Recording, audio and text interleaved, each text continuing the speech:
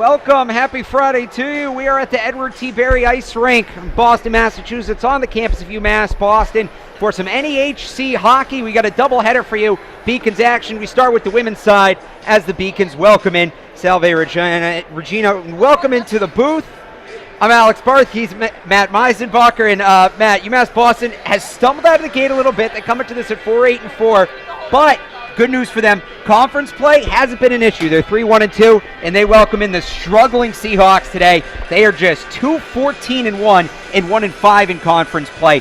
How much of a mental boost is it going into the game knowing, okay, we've been good in conference, and here's a team that hasn't been?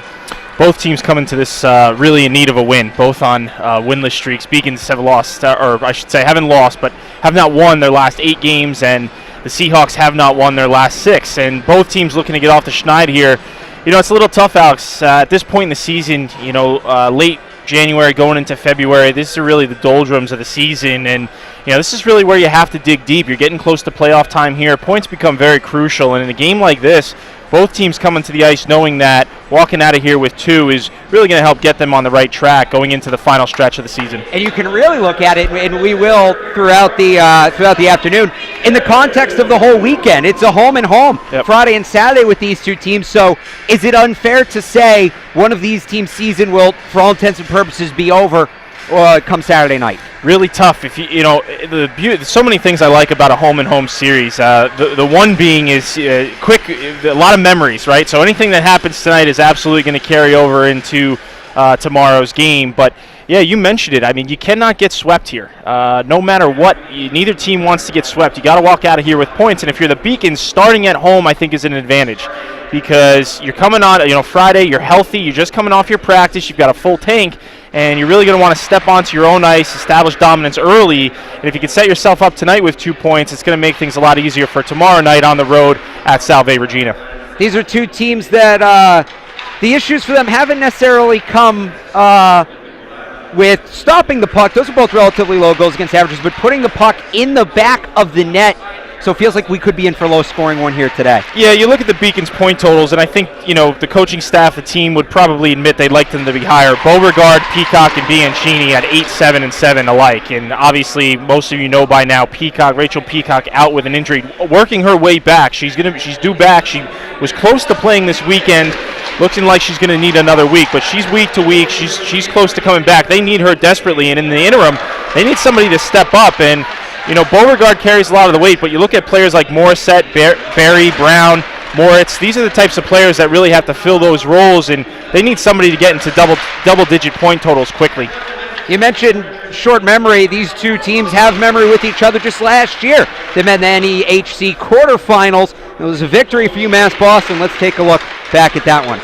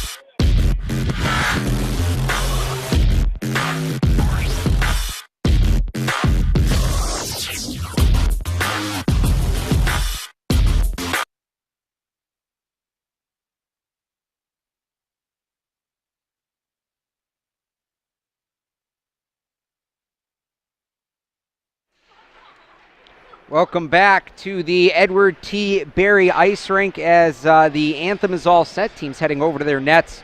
Final conversations before we get started, and we'll take a look at the starting goaltenders. A lot of experience in the net tonight. Yeah, it's going to be Rachel Mayette for the Beacons, and she's played well this year. I think obviously the record isn't where she wants it, 1-8, and this is a great game. I agree with playing her tonight. You got to credit Alyssa DePippo. She has played extremely well, and she's right on the heels of really taking over the starting role, but you got to give Peacock credit. I mean, she's really made do with what she's had. This is a Beacons team that is really still trying to find their way, and you look at some of her numbers, and they're outstanding. I mean, goaltending is not the issue with this team. They've had good goaltending all year. They really just got to find a way to get some consistent goal scoring, and we'll see tonight against the Salve team. You look at Jennifer O'Connell. Her numbers aren't that shabby either. You don't pay no mind to the goals against. I look right at the save percentage there, Alex, and you see on par with Mayette. So both goaltenders fully capable, and we're underway here at the Barry Ice Arena. UMass Boston will move left to right as we get started there in their home whites, moving right to left in the blue and green, reminiscent of the old Hartford Whalers, is the Seahawks. They start the puck in their defensive zone. It's turned over right to the point. Slapper is deflected back to the end boards, and the puck will roll around in the far side corner. UMass Boston on top of it. Puck comes shooting out and around behind the net. Push forwards thrown near the net. That's a dangerous pass there for Salve as they try to create some space. Almost put a shot on their own net. Coming up the near side is Susie Pearson. Pearson drops it down to Mayette, who paddles it to the side. Seahawks keep it in. Slap shot. Saved by Mayette. Easy leg save gets her started for the afternoon. She sees her first puck and knocks it away. UMass Boston looking to turn it around, and the puck is turned over and dumped into the zone by Martin. Beacons take it behind their own net, rolled around to the far side corner. 2-on-2, and the Beacons will come out with it. Up the far side they come, looking for a 2-on-1. They have it set up on the backhand. She shoots, save made. Knocked away by Jennifer O'Connell. There's a late penalty there, Alex. Looks like the Beacons are going to be on the power play here. And that was Jane Morrisette working the 2-on-1 who ended up shooting the puck. And here we go. First power play attempt of the game for the Beacons. Well, this early into the game, there's already been a penalty, and I've made a penalty. I got to make a correction here. It's actually Gretchen Howard in net for the Seahawks, and just received word. She's making her first collegiate start here for the Beacons. So they're not going with their incumbent starter here, Alex. Going with the rookie. And an early test here. She made the breakaway save. A great stop there, Howard, but she's going to be tested as the Beacons will go on the power play. We'd put you in the box, Matt, but I don't know if I can do this game for 2 minutes without you, so we'll give you a pass as the Beacons set up for their first power play. They are 13% on the year. Salve killing off 86%, so those numbers line up pretty well. Beacons could really use something on the power play to get a jump-started slap shot from the blue line. Trying to turn it the other way with Salve. It's an interesting take when you're 1-on-none. I think she knew she didn't have the speed coming down the wing there. I mean, she definitely had the lane, and Fantasia with, coming down the wing like that, you definitely, I think, like I said, had the lane, looking like she was going to get a little bit of a breakaway there, but didn't have the speed and decides to fire it on net. And, an in-zone whistle here. Beacons will win the draw, but this will cost the Beacons, close to 5-6 seconds on the power play, taking a whistle there. And now in icing, this is going to come all the way back. And these are just unforced errors. Beacons team, when you're on the power play, you only get a handful a game. You're lucky. Most games, you're lucky to get 3 or 4. And so when you get one, you really got to take advantage of it. And it's things like this, 2 in-zone draws in their own defensive zone with a man advantage. Things you like to avoid. Really want to spend the majority of your time down the other end, obviously. Anderson and Beauregard on the draw. It's won by the Seahawks. They're in the corner. Beacons trying to dig it out. 3 players there and still pressing the issue is Anderson, but the Beacons finally get it away. 1:18 left to go in the penalty. You wouldn't know it based on the way the Seahawks have pushed the puck here. 5-on-4 up the near side boards. The pass sails wide of Katie Berry. The Seahawks track it down, looking to clear the zone, and they do just by an inch, but they got it out. And the Beacons may have turned another puck over here, rushing to the near side boards, and it's taken in. That was Bonette Likens, the captain for the Seahawks, getting to that one, and now all alone coming up the near side is number 2 for Salve, who is not listed. Oh, there she is, Taylor Chisholm. Fired towards the net, deflected and taken in by UMass Boston. Right to left they go. Morrisette already has one breakaway attempt on the afternoon, and she can't get that one to go on the wraparound. It's poke checked away by Salve. 26 seconds to go in the penalty. We're about 4 minutes in the period. There's a wrist shot, and it goes off the shoulder of the goaltender, Howard. It was Morrisette pulling the trigger once again. Tapped off the end boards, and the puck scooting by the Beacons in the back of the zone. That one's going to be set the length. 8 seconds left in the penalty, and you really can't draw up a penalty kill short of a shorthanded goal. Much better than that if you are Coach McCann and the Seahawks. And a couple good saves by Howard. Made the saves. The breakaway save was fantastic. Her first shot on goal, was able to get the pad down, tried to go 5-hole. She was able to shut it down, and then a nice blocker save there again on Morrisette. So 2 good saves there from Howard early on in this game, the freshman out of Winthrop. Seahawks keep the pressure on at full strength. Back to the blue line. Slap shot trickling through. Oh, it just went over the crossbar. Was deflected at the net, and I'm not sure Mayette followed it all the way through. It missed by about 2 inches over the top. Yeah, it's deflected late. Didn't miss by much. Beacons need to clear this one. They really have not had an offensive pressure since before that penalty.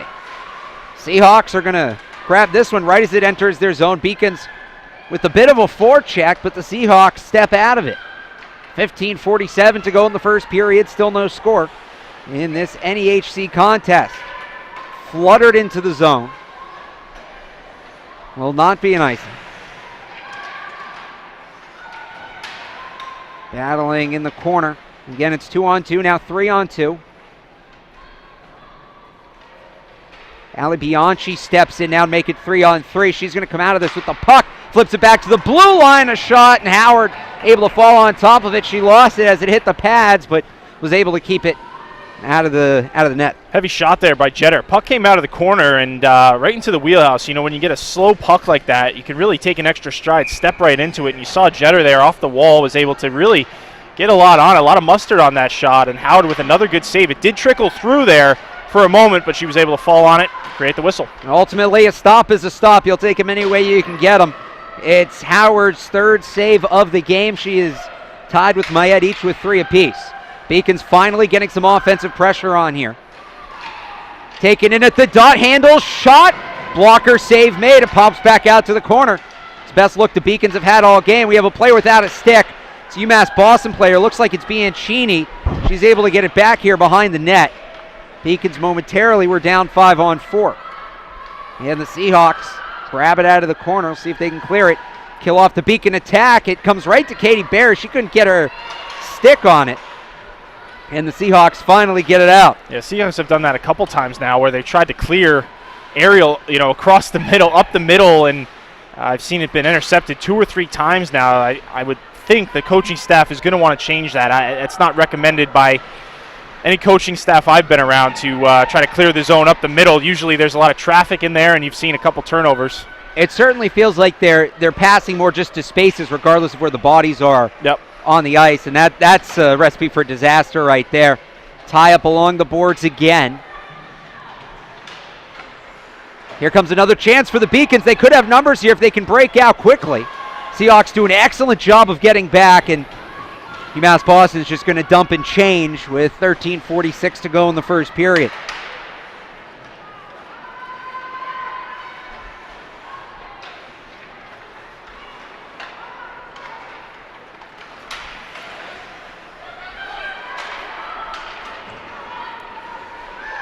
Beacons working out of their own zone, comes up along the side. Jumping out of the way is one of our officials today. Today's officials, referee Joe Murdicant, Jennifer Glynn, and linesmen are John Murray and Brock Clark. Seahawks grab it in front of their own net. Both teams, and we talked about the lack of offense each side has. This will be a delayed penalty. We've talked about the lack of offense each team has, and it's not necessarily that they just can't put the puck in the net. They're both low-shot teams, and we're seeing that here early. Yeah, and offensively, offense can be, it's a weird thing in hockey, and Beacons are going to get a penalty here. And they're going to be shorthanded, but offense can be a really strange, the fickle thing in hockey. I mean, when you're motoring, they seem to come, you get the bounces, you get the rebounds, you get the deflections, and when you're struggling, you start really fighting the tide. Hockey can be strange in that way. You see it at every level where sometimes things don't go your way, and you really got to earn it. And I think both of these teams would tell you a lot of games this year, they've really had to work for every goal they're getting. So, that's the type of situation, especially with the way these goaltenders have started out today. And you think, this potentially could be a 1 or 2 goal hockey game. Not a bad spot for the Beacons to be in, even with the penalty. You're okay taking those against the Seahawks team. 6.8% on the season when they have the extra skater. It's not an ideal number, to put it bluntly. No, it's not where you want to be. Usually teams would tell you anywhere between 15 and 20 is sufficient, 20 being obviously pretty stellar, but anything less than 10 is considered quite poor. They're at about half of that. Beacons continue to deny entry. Now here's Katie Berry, gets position, one-on-one with the goaltender. She scores! Top shelf, Katie Berry, her 5th of the year. She's been one of the best Beacons all year. True unsung hero. And I've mentioned her story here before, but you can see just playing with so much confidence now. Someone who's really worked for all the ice time she's gotten. And we'll go right to the replay here, guys. Just watch her go right under the bar. I mean, this is all confidence. Her ability, watch on this breakaway, just understands how much time and space she has, picks a corner, and takes it right from Howard underneath the bar. That's a heck of a shot in stride. And she's playing with a ton of confidence right now. You can see with the way she was, even just on that breakaway there, but really all together, and the way she's, taking every shift, finding ice, and gives the Beacons a 1-0 lead. The senior fools the freshman for her 5th goal of the year. She was previously tied with 3 others for the team lead. She's the first Beacon to 5 this year. And, we can talk about the goal all we want. And, of course, it's anytime you go top corner glove side, it's impressive. But she's also able to get the takeaway there. She created that goal with the defensive play. Yep. And she might do it again right here. Barry, the shot save made by Gretchen Howard. Didn't quite have the angle that time. No, but it's just amazing. Again, I think I'm a big proponent of playing with confidence. And you can see it here with Katie. 2 plays right there. She's making me look good doing it again. But really understanding, letting the game not dictate the pace of how she wants to play her game. And you can see it on that breakaway in the corner there, creating turnovers, creating opportunities for herself, and then capitalizing on those opportunities. I'm sure she's very happy, and with a smile on the bench, I can see from here, she's feeling good. She likes the way she's playing right now. It is worth mentioning, that was a shorthanded goal. We're back even now, but remember, Salve had that power play opportunity. Yep. That is the 2nd shorthanded goal they've allowed this season. And you get the goal, all that, but the 2 takeaways, every player and coach for Salve is going to have their head on a swivel, make sure they know where number 20 is on the ice at all times. You talked about off the top of the broadcast, Matt, how, you have a memory when you do a home and home, and it's not just today, it's tomorrow too. Katie Berry has kind of made herself known now to the Salve team. Yeah, she's been one of the best Beacons all year. Front of the UMass Boston bench, trying to break it out the other way. Coming up the near side is Marin Brown. Brown holds, puts one softly on the net. Howard with the right leg able to get it away. We do have a stick down in the middle of the ice. It is a Salve stick. They're going to get a change back to 5-on-5, but that could complicate things here for the Beacons in the offensive end. It's really an inopportune spot. That's a nice pass, tape to tape. Morris backhands it out, back to the blue line, and Grace Fisher. Fisher loses control, puck pops up in the air, still hasn't left the zone, and now Seahawks are able to get it out. It's going to be a dump and change for the green and blue. 9:40 to go in the first period. UMass Boston leads 1-0 on the goal by Katie Berry.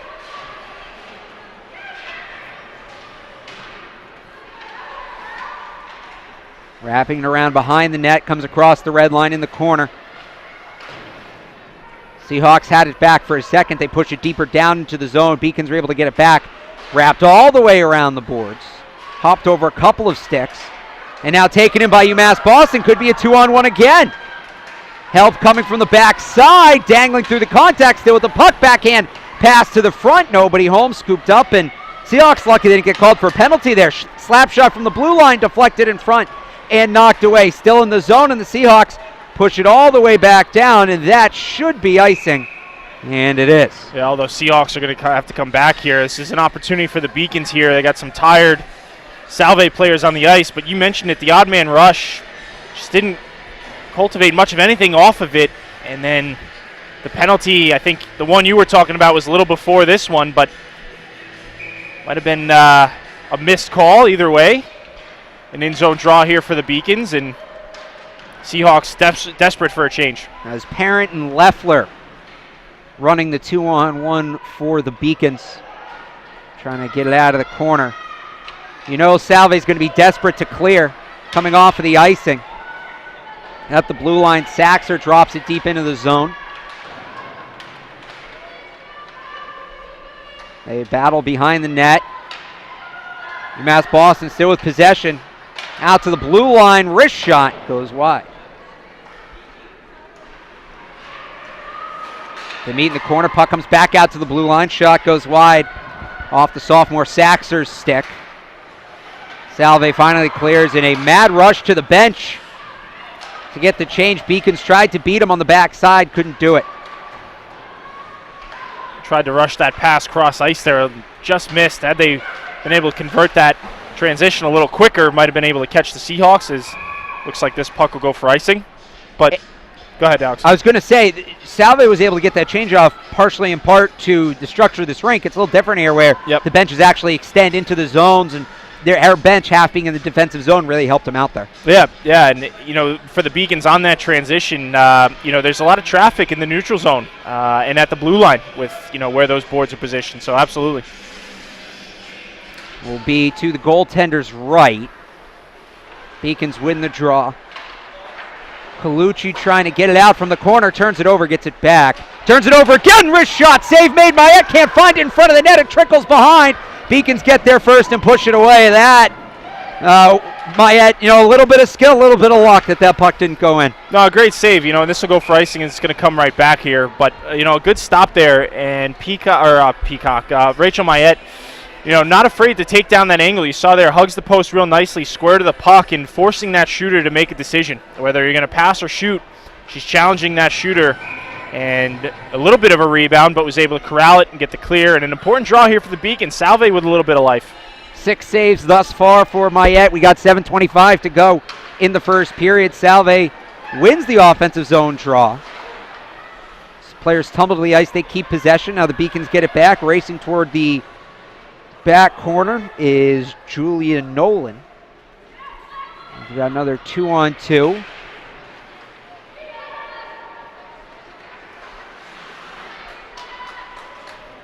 They continue in a battle. Nobody's really able to get the puck here. It's been going on for about 30 seconds, and now the Seahawks escape the blue line. Slap shot is blocked. I'm not even sure if she saw that one. Emily Harris took it right to the body and is able to get it out of the zone.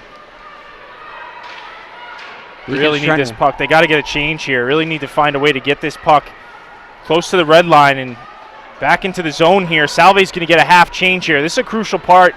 Beacon's got to find a way to get this puck out of the zone. They were able to get a couple off as that puck went deeper into the zone. It looked like they got 2 on and 2 off, so still need to change the forward. 6:24 to go in the first period. Puck comes up the near side, backhanded ahead.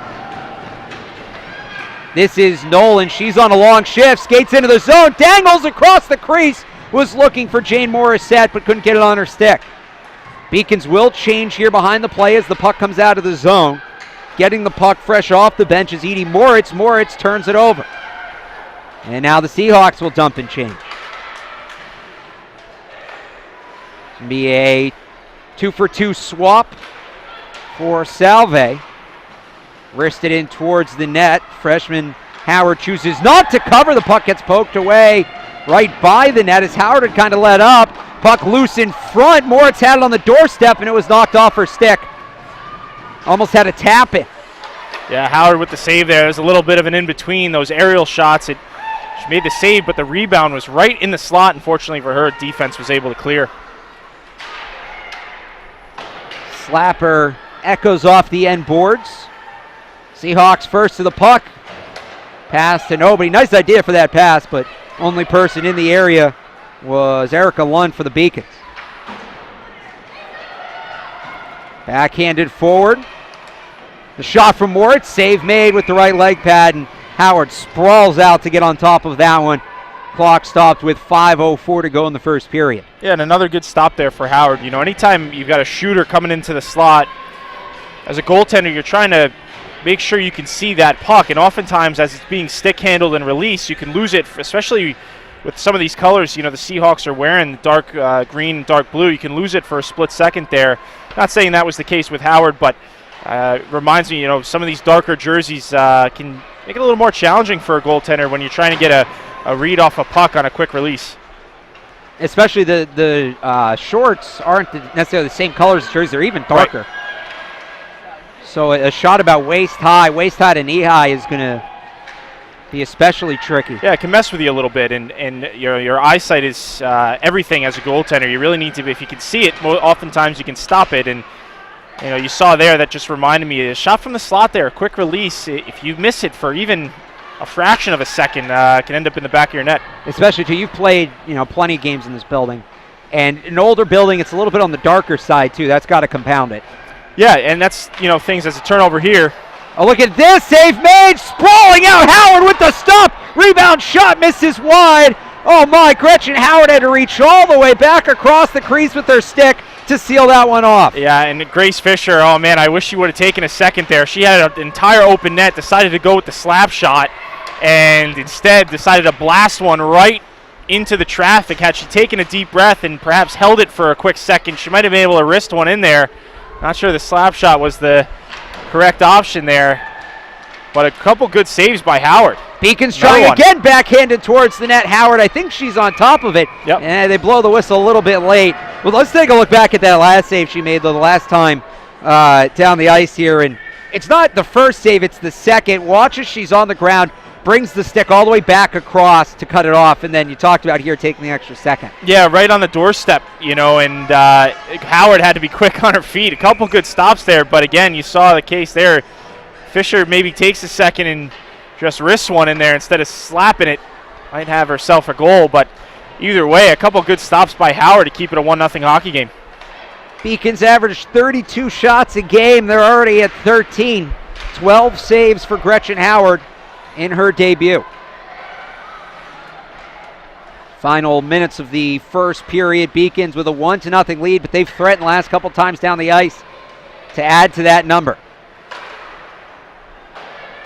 UMass Boston throws it off the half boards on the near side, able to buy some time, no substitutions.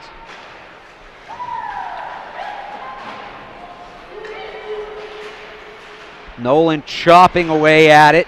Harris comes to help, but stepping out with the puck is Bonnet Likens. Erica Bonnet Likens, the senior from Swanton, Vermont. Beacons were close to it. Too many players on the ice there. Got to be a little bit quicker on those shifts. That was close.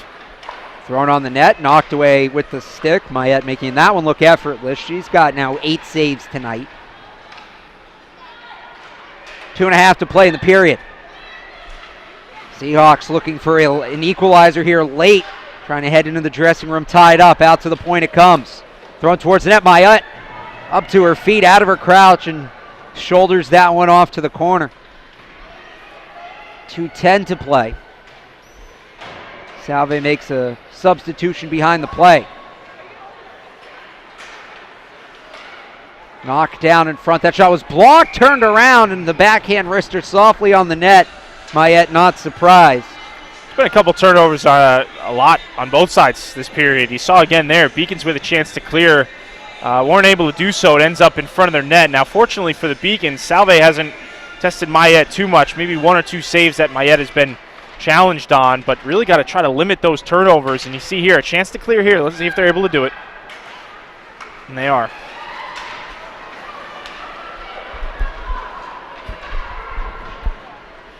Off the end boards, around it comes.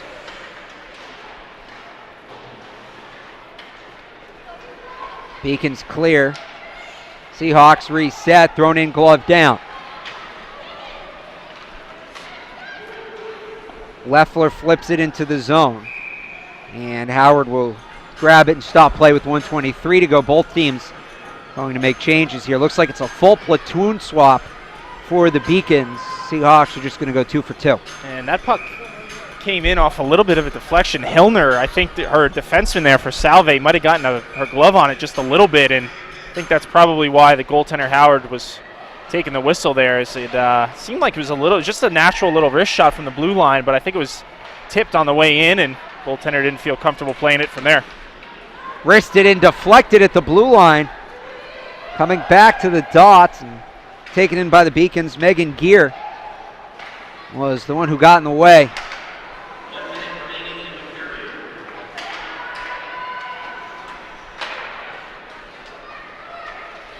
With 1 minute to go, the Seahawks flip one in on net. Mayette knocks it away.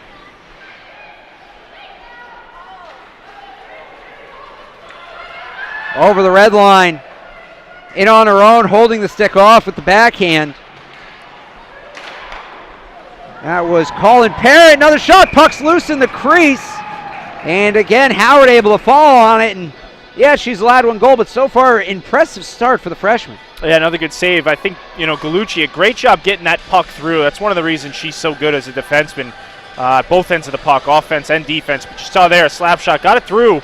Second time we've seen that puck trickle. Beacons are doing a good job getting bodies to the front of the net. Not sure if it was tipped or not, but you could see there a little bit of trouble for Howard. That puck was loose for a little while. Beacons just weren't able to get there. Wrist shot deflected. Could be a 2-on-2. With 21 seconds to go, Seahawks will hold it down and set things up. They elect not to go for the fast break, and they turn it over. The Beacons now with 12 seconds left, looking for one last rush. Stopped in the neutral zone. Wrist shot. I think it hit a defender before it got to Howard, and as the horn sounds, the Beacons hold off a couple of late charges, and they will go into the first intermission with a 1-0 lead.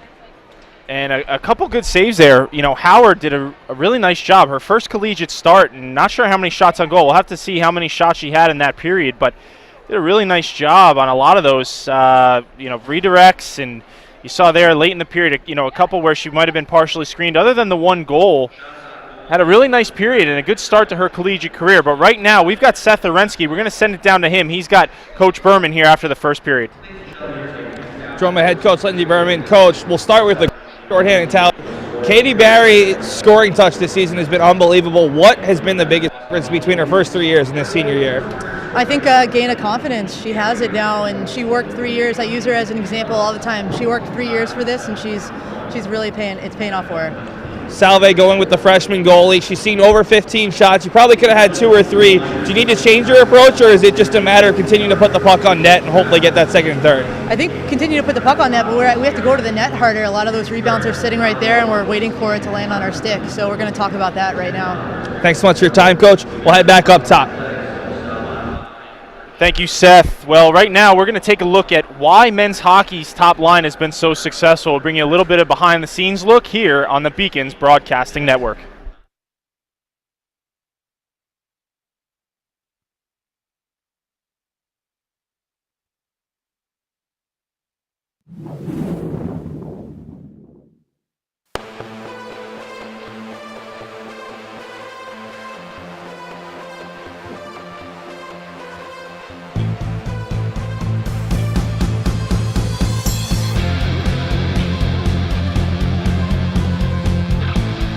UMass Boston men's hockey is known for their high-octane offense, and this year is no different. The Beacons rank second in the nation with their 4.76 goals per game.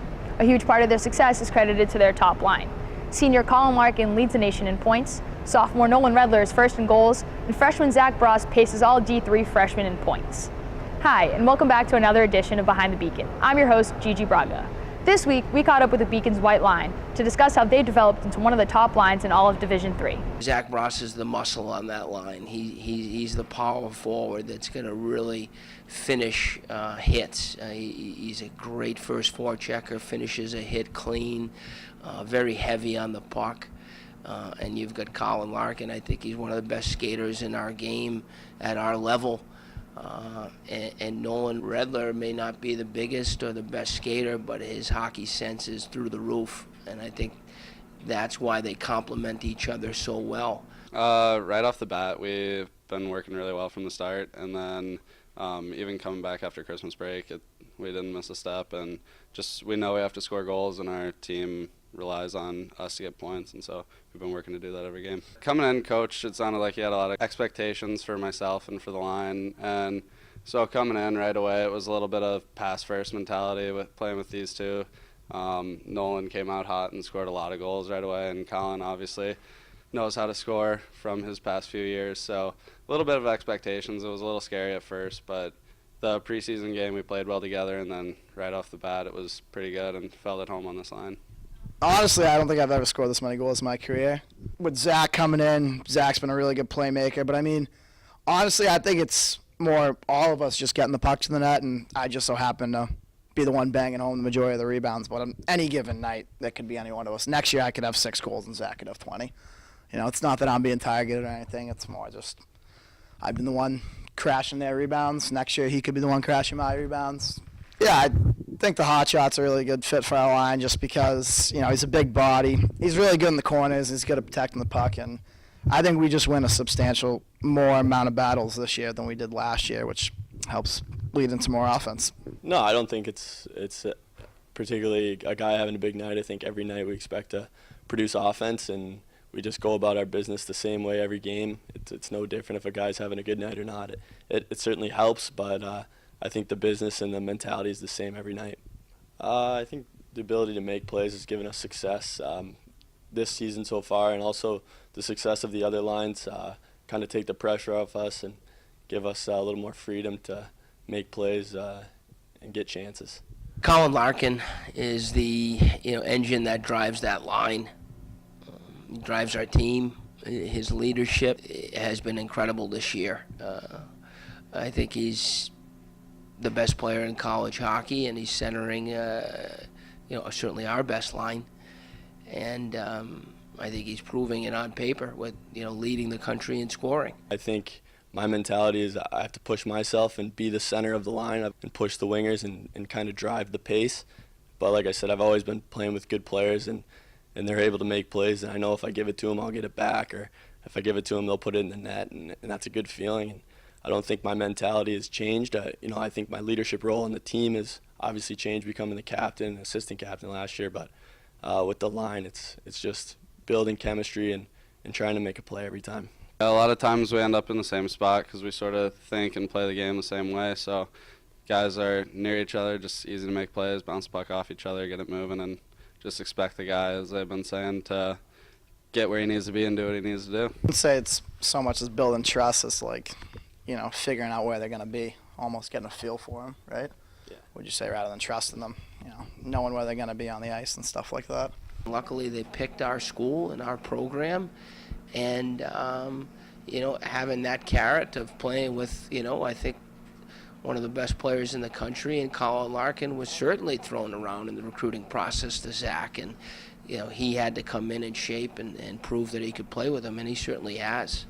And I think the same goes for Nolan Redler 2 years ago.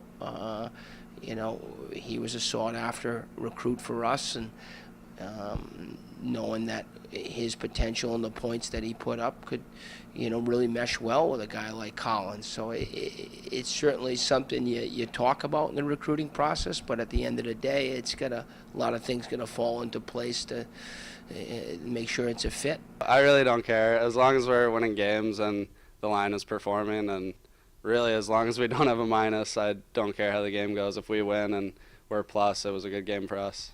Oh, yeah, and these guys bust each other up pretty good, and I think we got some great chemistry on our team. And just the other day they were talking about on the bus, are we ready to go? And the guys would chime in the back, okay, Coach, the white line's here, that's our first line. They're here, we can go. So there's a lot of camaraderie and stuff like that goes into it.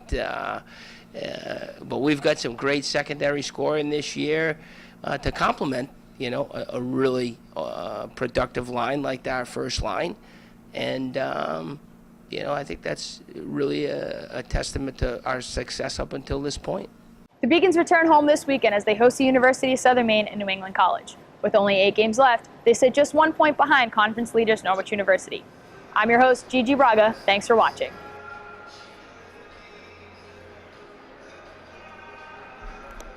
Excellent job by Gigi Braga on the report, and you can catch the men's team after this game. It's scheduled to be a 7 o'clock start.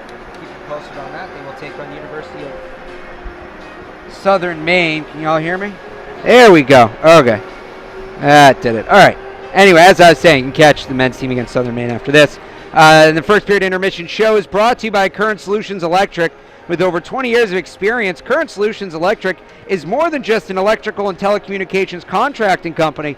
Current Solutions provides a total product management approach tailored to each and every client. We take a look at the stats here. First period stats.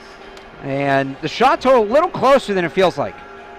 Yeah, you forget the fact Salve had a couple, blips there where they were able to get, 2 or 3 in a row. So I think that's probably why their shot total is a little higher than we expected. But, a solid opening period for the Beacons. Walking out of here with a 1-0 lead. I think definitely you heard Coach Berman there, a few things that she'd like to make adjustments to, a few things she'd like to address. Definite room for improvement, but a solid period here at home for the Beacons, walking out with a 1-0 lead after 1. First period stats are brought to you by PS Gourmet Coffee. With 3 locations in the Boston area, PS Gourmet offers over 100 flavors of coffee, with each made with fresh brewed coffee. Home of the bucket, PS Gourmet Coffee. Bucket of coffee. Nothing says college like a size of coffee called the bucket. We take a look around Beaconville. Talked about that men's game coming up in a little bit. We also have this weekend basketball. Will be home against Keene State. That's a big matchup. Those are the top 2 preseason teams in the Lilies Conference. Track and field has a tournament this weekend. Alex bringing some added basketball knowledge to the hockey broadcast. Mostly we got hockey heads up here. We got a guy who's a little more versatile than that. So give us some insight. I've done a couple games with the basketball team, and I'll say this: the one thing to watch in those games, if you tune in, which you should, is Lydia Vital, the point guard for the Beacons, the Keene State transfer. Okay. He was the defensive player of the year in the conference last year. So a story. Little bit of a grudge match, at least in that 1 o'clock matchup, and at 3:30. Brewing. If you haven't watched the Beacons men's team, they're a lot of fun. They put up a lot of points. Okay. We'll bring it back to hockey here, though, for you, Matt. All right. Women's team, 0 wins in the last couple games, but 8. They were able to play to a tie last Tuesday against a good Stevenson team. We take a look back at the highlights of that one.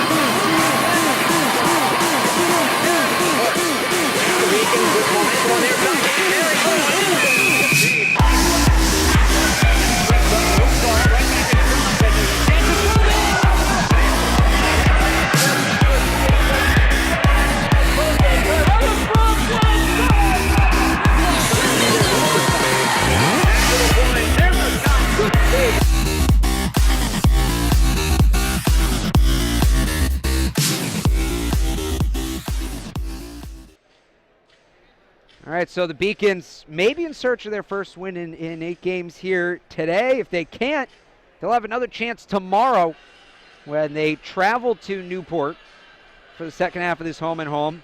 That will start a 3-game road trip. They're on the road after that against Norwich and Castleton. They return home for a non-conference matchup on the 30th against Connecticut College. I'd like to thank Applebee's for making today's broadcast possible. Select half-price apps, 9 p.m. to close. We would also like to thank, is it just Applebee's? Oh, yeah. The Bees. Oh, just Applebee's, all right. Just the Bees. Just the Bees. Applebee's doing it all. Love it. Before we get started here for the second period as their teams make their way out of the dressing room, here's what you missed if you're just joining us from period number 1. Yeah, let's roll it here. So we got right off the bat, Beacons with a couple shots on goal. Morrisette on a breakaway. Howard made a nice stop there, and then you're going to see they follow that shift up. Morrisette again, blocker side, and another good stop by Howard. A good start to the game if you're a Beacons fan. And here again, another shot. This one trickled through just a little bit. There was a rebound there for maybe half a second. Beacons weren't able to get to it. That's what Lindsey Berman was alluding to. But here's Katy Perry's goal. And you can see just, the whole way, not too shifty about it. Just coming in and playing at such a level that she can really pick and choose what she wants to do there. Instead of going around the goaltender, decides to shoot. Was able to bury it. That made it 1-0. And then a nice save there by Mayette. Rebound came out a little bit. She was able to corral that. Beacons were able to take advantage of a few other shots here. That's another good stop by Howard. Was able to control the rebound. And then late in the period here, you could see 2 stops there. And then this is the one where I really wish, if Fisher would have just corralled that puck for a hot second, she would have been able to bury that. I'm convinced. She takes a wrist shot there. It's in the back of the net, but decided to go with the slap shot. Couldn't get it through. And then again, that was that shot by Galucci. And there was a rebound there as well. And you heard Coach Berman after the first period talk about some of those rebounds that she thought perhaps the Beacons could have gotten to had they been a little bit more aggressive in the front of the net. And I would agree with her. I think, it's one thing. They're doing a great job of establishing their presence in the front of the net, making sure they're taking Howard's eyes at least partially away. But you could see there 2 opportunities that we could reload from that first period where they had an opportunity to bury those secondary or third opportunities. Weren't able to do so, but still walked out of that period with a 1-0 lead as we get ready for the second period. Face-offs were relatively even in that first period. Salve won 7, Beacons won 8. Chance to even it up here as we start period number 2. The team switch sides. UMass Boston will move right to left. There in their home whites, moving left to right is the Salve Regina Seahawks. Puck is dumped down in the corner, and Matt, the key for the Beacons here in the second period, like you alluded to, has to just be patience. Well, they're doing a lot of good things. I think, batten down a little bit. We mentioned, some of the turnovers that they're creating, and, a couple times there where they've given Salve some opportunities. They really got to force the Seahawks team to try and create opportunities on their own. No need to give them anything more. I mean, this is a team that has proven they can hang around if you let them. So a Beacons team that continue to push, be aggressive, and they're generating opportunities, try to get some of those secondary chances into the back of the net.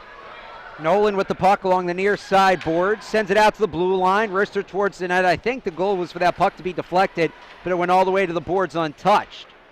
Shuffled forward from the blue line, gets her own rebound, fires a strong wrist shot on the net, and the save is made. This one looks like it will go for icing, waiting on the call, and there it is. Good shot, good save. That puck got through. Howard, I'll tell you what, for her first start, looks pretty comfortable in net. A lot of times a goaltender making their first start's a little bit jumpy. We saw it last night. For those that perhaps tuned in on TV, Casey DeSmith, former UNH goalie, made his first collegiate start for the Pittsburgh Penguins, and he looked great. He looked really calm and had a presence in the net, and you can see that here again with Howard today, looking like she belongs. 16 saves. She did allow the 1 goal.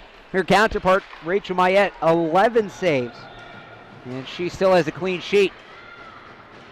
Minute and a half into the second period, Seahawks trying to change that. First, they need to get the puck out of their zone.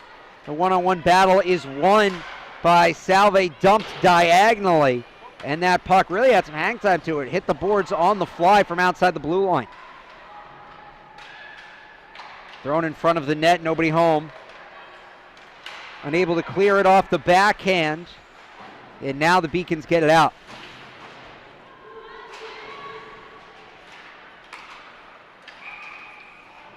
Whistle. Looks like they're going to call that offsides. In that first period, nobody took more shots than Ali Bianchini. She took 4. No member of the Seahawks took more than 2, so a spread out attack through the first 20 minutes. Beacons coming right up the seam, was a 3-on-1. She went with the shot, did Grace Fisher, and missed high. Had Bianchini down the wing if she wanted it. You know, I never fault a player for taking a shot, but you can't get it blocked there. And with Bianchini with a full head of steam coming down the wing, maybe they dish that puck, give Bianchini a partial breakaway there. I think definitely a plausible play there as well. As Michael Scott once said, in the words of Michael Jordan, you miss 100% of the shots you don't take. Wayne Gretzky, but yeah. Wayne Gretzky, that's right. You got it. I'll give you credit. No, I should have nailed that. That's what happens when you try to make a meme You did speech. good. No, you did good. You got most of it. Seahawks flip it the other way, and the puck is covered. But no, I'll never fault a player. You know, if you think you can get a puck to the net, never fault a player for shooting at this level. You know, youth hockey's a little different, but you know that's the case where if you're going to take a shot, you can't get it blocked. And you know, if I'm on the bench there, you might, you know, do it in a kind way. Hey, listen, you had Bianchini there. You might want to dish it to her next time. You know, those are the types of things that make a hockey team better. Coming the other way. Beacons, look at this, stepping in front. Here's a chance, and it's poked away, getting tied up after carrying the puck to the sweet spot was Sarah King. Good chance for the freshman. 2 goals and 2 assists to start her college career.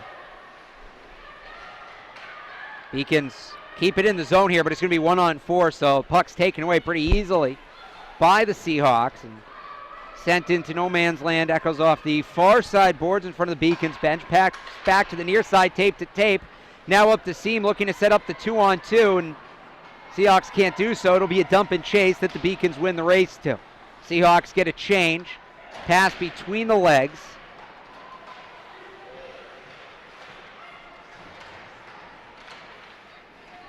Tied up on the far side. Beacons waffle boarded around.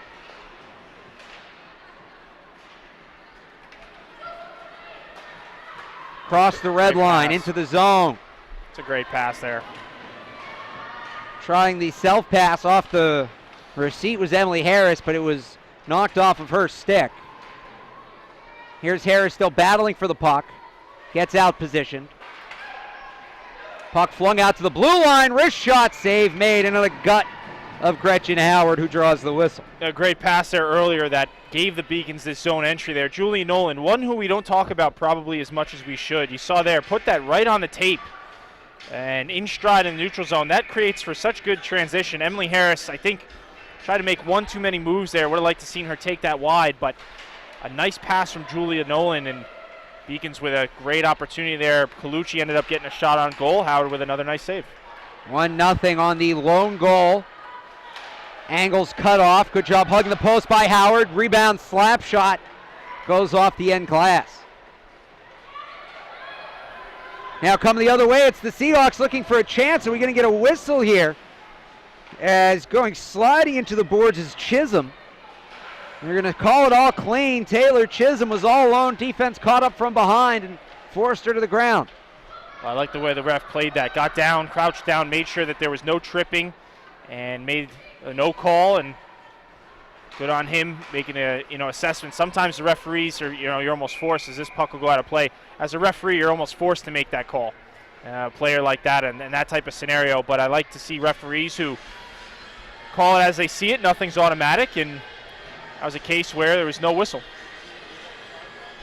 Face-off will come right smack dab in the middle. Caroline Prezziso wins the draw. She was up against Edie Moritz. Moritz has that puck hop her stick. Beacon's got to clear the zone. They do. Pass misses Erica Lunn. Beacons get it back as the Seahawks clear. Moritz will win the race to this one. Defense coming in quickly, so it's a one-touch pass away. The Seahawks grab it back, coming up the near side. Kisses it off the boards. It's Michaela Anderson. Anderson follows it back behind the net, can't get there in time. Beacons win the race, look to clear, they do. Two players come together, both miss the puck along the near side boards, tied up on the red line. Moritz fighting for it, can't dig it out. Beacons managed to push it into their zone, but to nobody in particular.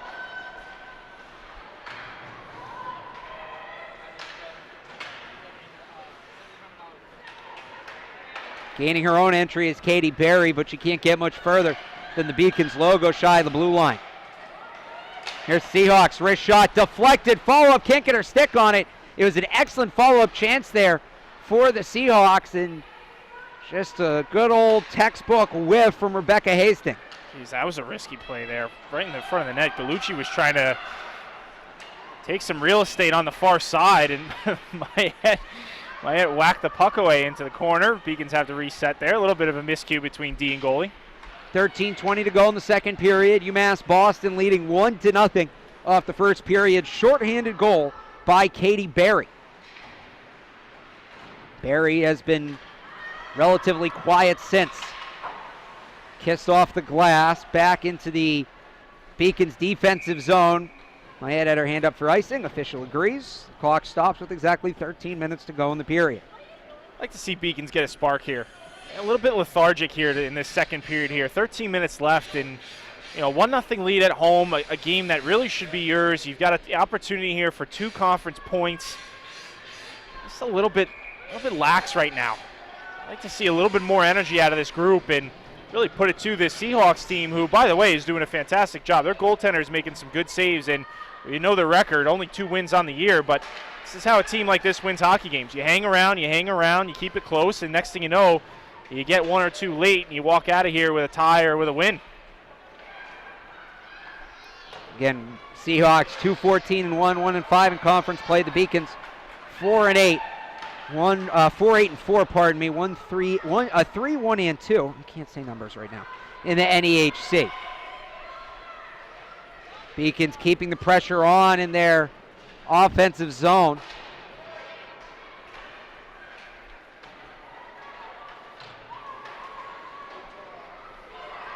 Up the puck comes. On the backhand, the shot, Mayette, the save and the cover. And you gotta wonder what would have happened if Chisholm could have maybe gotten that one to the front hand. Well, the rebound, no rebound there was the key. Mayette watching that one all the way into the glove. Had there been a rebound, and very high likelihood it's in the back of the net. And credit to Mayette off the backhand on the rush. A tricky little save. And was able to see it all the way into the glove and not allow for any type of rebound, because you said it. And had there been any type of loose puck, would have been made for an interesting play. That's a tough player to stop. Taylor Chisholm, Jr. from Discovery Bay, California. She is the leading scorer for the Seahawks. 6 goals, 3 assists on the year. We're going to get a trip here. And the Beacons are going to get their second power play of the game. They're 0 for 1. Great opportunity here. Beacons power play we saw already today, but definitely got to find a way to generate a little bit more here. And a great opportunity here with 11:55 in the period, and they win the draw. Let's see what they do with it. Gabby Hillner to the box. Beacons. Oh, that shot missed just by a bit. Waist high on the net. Puck comes out to the blue line. Into the triangle. The Beacons go back to the point. Down to the slot. Cross ice pass deflected in front. Nolan couldn't get it off her stick. She had the redirect, and the puck just kind of stuck to the tape. Some great puck movement here to start the power play. Hounding defensively is Anderson. They were trying to hit Barry coming across the crease. The timing pass was off. And the Seahawks clear this one under the stick of Julia Nolan. Couple nice plays there for the Beacons. Cross-ice passes and just weren't able to connect. They tried to hook up Beauregard on a backdoor play. She missed the net, and then a couple up top. They were trying to work it down low, weren't able to connect, but the puck movement's looking good. There's a wrist shot into the glove of Howard, bobbles a bit, and then covers. 10:59 to go in the second period. 1:05 to go in the penalty. And that's what really, when you're on the power play, I mean, that's what you're looking for. Most power plays, you're looking for, 1, 2, maybe 3 passes and then a shot. Oftentimes if you're playing with it along the perimeter, you're really just killing clock. You need good puck movement. You need players getting to open parts of the ice, and you find them. That's really how you can connect on a lot of these power plays, especially for the Beacons team that lacks a little bit of that offensive power we've seen in years past. Morrisette fed one through. Nobody could get it on the net. Comes back to Morrisette. She's got room. Fires the slap shot into the gut of Gretchen Howard, who closes and makes the save. And again, good puck movement there. You know, the only thing I'd change there if you're Morrisette is, you know, a shot to the crest. Not what you want. You know, try to get something maybe off the pad, create a little bit of a rebound or a redirect. I think she saw she had a lane, tried to take a shot, but right into the breadbasket, not where she wanted to put that puck. Moritz wins the draw. It's deflected by the Seahawks. Nearly had an own goal there. Carried around, dropped back. A little bit of confusion. 26 seconds left on the penalty, and Howard steps out with the glove. A late whack. Oh, hold on. Yeah, that's a penalty. Big time. Big time slash. That'll be a 5-on-3 for sure. That's more than pleasantries after the whistle. Taking a look at that one. Yeah, Peppers after the whistle, and you'll get away with a little bit, Alex. You know, you can get a little bit of bumping and rubbing, and but that two-hand, that's that's something you're going to get called for in any league. And you'll see here after the whistle, players are tied up, and then oof, man, oh man, that's a penalty. I'm surprised. Usually you don't see that anywhere but men's league, let alone collegiate women's hockey. But nevertheless, Beacons with a 5-on-3. And Seahawks down 2 defensemen. It may not matter. It's a race to the puck coming the other way. Seahawks are going to win it. Backhand to front hand. The shot trickles off the stick. The Beacons dodge a bullet. 6 seconds to go in the original penalty, and then the Beacons, for another 140, will have a second power play. First power play is going to go in the books as a non-score. Still 5-on-4 is back to the ice comes Gabby Hillner. And Beacons turn it over again. Second power play not going nearly as well as the first. UMass Boston with the 2-on-2. Everybody else left behind. Now Seahawks catch up, directed towards the net. Barry coming in just a bit late to deflect that one. Cross-ice pass into the skates. Taken away, wristed towards the net. No go. Nolan recovers her own puck. And the Seahawks clear the zone as Nolan couldn't get the shot off. Mayette is going to leave this one. Shaking your head, Matt. Yeah, Beacons just getting outworked. You've got the man advantage here. This is a Seahawks team that is outworking the Beacons power play, and it's frustrating to see. Beacons were getting a little bit of momentum there. Now all of a sudden, you've only got a minute left. You had a 5-on-3, and now a minute left. A shot there, Morrisette misses, but you know you've had some opportunities. You're gaining some momentum, and now a Seahawks team that is really looking good on this penalty kill. And 30 seconds left. Especially after that first or second power play of the game, the first of this period was so good. Right. And there was no gap between the two. It seems like a switch just flipped. Beacon's able to keep it in their own zone here for a little bit, but haven't had a shot on net. Here we go. It's in the crease, and Howard's on top of it. That was a nice play there. Morrisette from behind the net. Just a little backhand pass, and that's one of those, that's what they call an area pass. You're not looking to go direct to somebody there. She saw she had a couple people in front and was able to just kind of filter one through. You put it right into the goaltender's doorstep, and shot there real quick. And Howard with a good save. That's a tough save. Whenever you got to look behind you to the front, it can be tricky, but a good stop. Nice play there from Morrisette, but a good save by Howard. King wins the draw. The Beacons with 12 seconds left in the man up. Doesn't look like they're going to get a chance to use it. Now puck goes into the Beacons bench. Let's see where they put the face off here, if it comes outside or if it might be inside. If it wasn't deflected, that'll stay inside. So that's a nice break for the Beacons there. That puck should have been cleared. So you still, that should be the end of the power play. You still got 4 seconds here. This is a crucial face-off.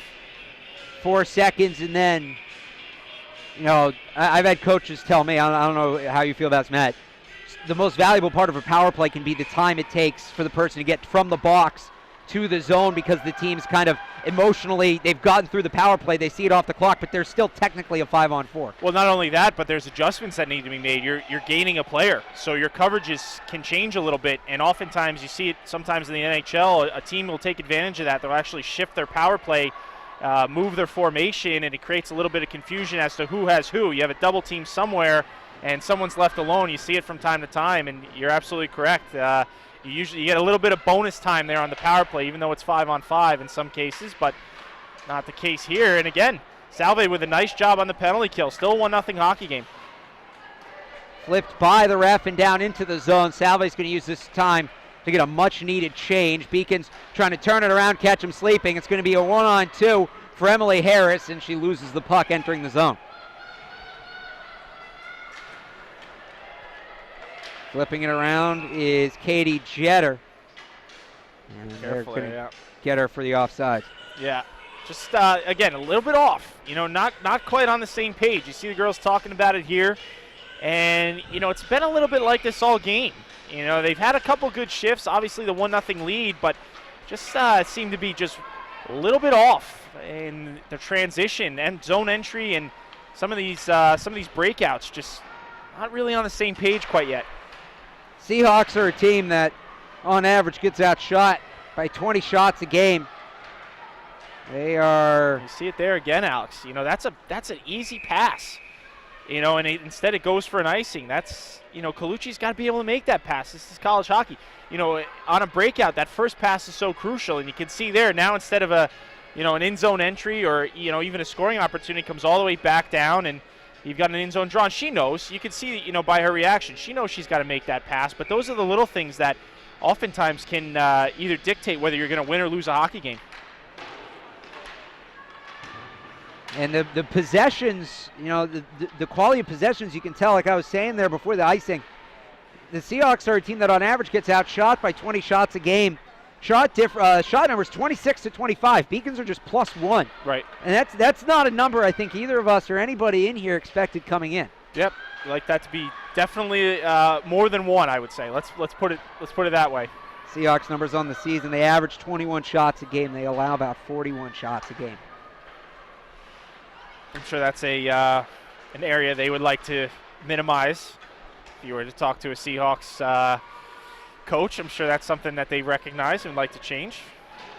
Beacons, meanwhile, are -1 on the season. Nice save. 31-32 as Howard makes another. And the way Gretchen Howard's playing tonight, really doesn't matter how many shots they allow. I've been thoroughly impressed, Alex. I mean, for someone making their first start, I remember my first start, man. The butterflies never went away. Even we ended up winning the game, but even with like 5 seconds left and a 2-goal lead, I still felt like perhaps there's a chance they were going to come back. And you can see here, not the case for Howard. She looks good, and her rebounds have looked good. She's looked solid in the net. She's not jumping all over the place. Really crisp in her movements, crisp in her angling, and I'm thoroughly impressed with the way the freshman has played. She heard us give the wrong name of the starting goaltender, and instead I'll show those two. Yep, no doubt about it. Would not be the first time I had a player hear me make a mistake and do something about it. Had a baseball player throw a no-hitter once to spite me. There you go. Up across the blue line. Seahawks with the entry, and again, it goes both ways there, right? They almost had the 2-on-1, but the lead pass just inches too long. And those are, those are things that can make or break you as a hockey team. If you're able to make those passes, we'll get a penalty here. And oh man, hope she's all right there. Yeah, she'll get right off. That's going to be, I think, a check. Yep, that'll be a penalty for checking. Obviously, no checking in the women's side of the sport, and no doubt about it. A little bit of a bump there from Edie Moritz. She'll sit for 2, and now we'll get to see the Seahawks power play again.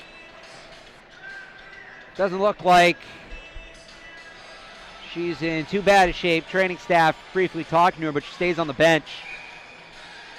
I think it was Fantasia there. I didn't get the number, Alex. I'm not sure if you did, but looked I didn't either. Yeah, looked like, I think it was Fantasia. She took a little bit of a hit. It was one of those that kind of rubs from the shoulder to the jaw, and that can really, if it catches you in the wrong spot, whether it's your shoulder or your neck, it can sting for a little bit. Especially your pads right up on you. That can get depending on the angle. Yep, that absolutely. can get tight. Seahawks on their second power play of the game. It's going so far better than their first. The lone goal of this game was a short-hander by the Beacons. Almost had a second, deflected just wide. Seahawks maintain possession. Entry pass deflected away by UMass Boston. That's strong defense from Brie Colucci. Out to the blue line, Rister. Doesn't get on the net. Now in front, tapped home. Did she get it? Yes! Tie game! Well, classic case of puck watching if you're the Beacons. And that puck, that was like the 3rd or 4th puck I saw get through that was kind of knuckleballing. Not too hard, but just kind of floating its way in there. And I think 3 out of the 4 Beacons penalty killers were above, that high in zone area, that what would be the low slot. And so, They get caught in front. Seahawks were able to chip away at it, put it underneath the bar, and Mayette wasn't able to get there. It's a 1-1 hockey game, and this is the recipe for a team like the Seahawks. You keep it close, you find a way to get one, and now with a little bit of momentum, who knows what's going to happen. We've got a tie hockey game. And it looked like, as Beacons almost answered quickly, it looked like that was Gabby Hillner. We'll wait for the official announcement. Howard redirects that one.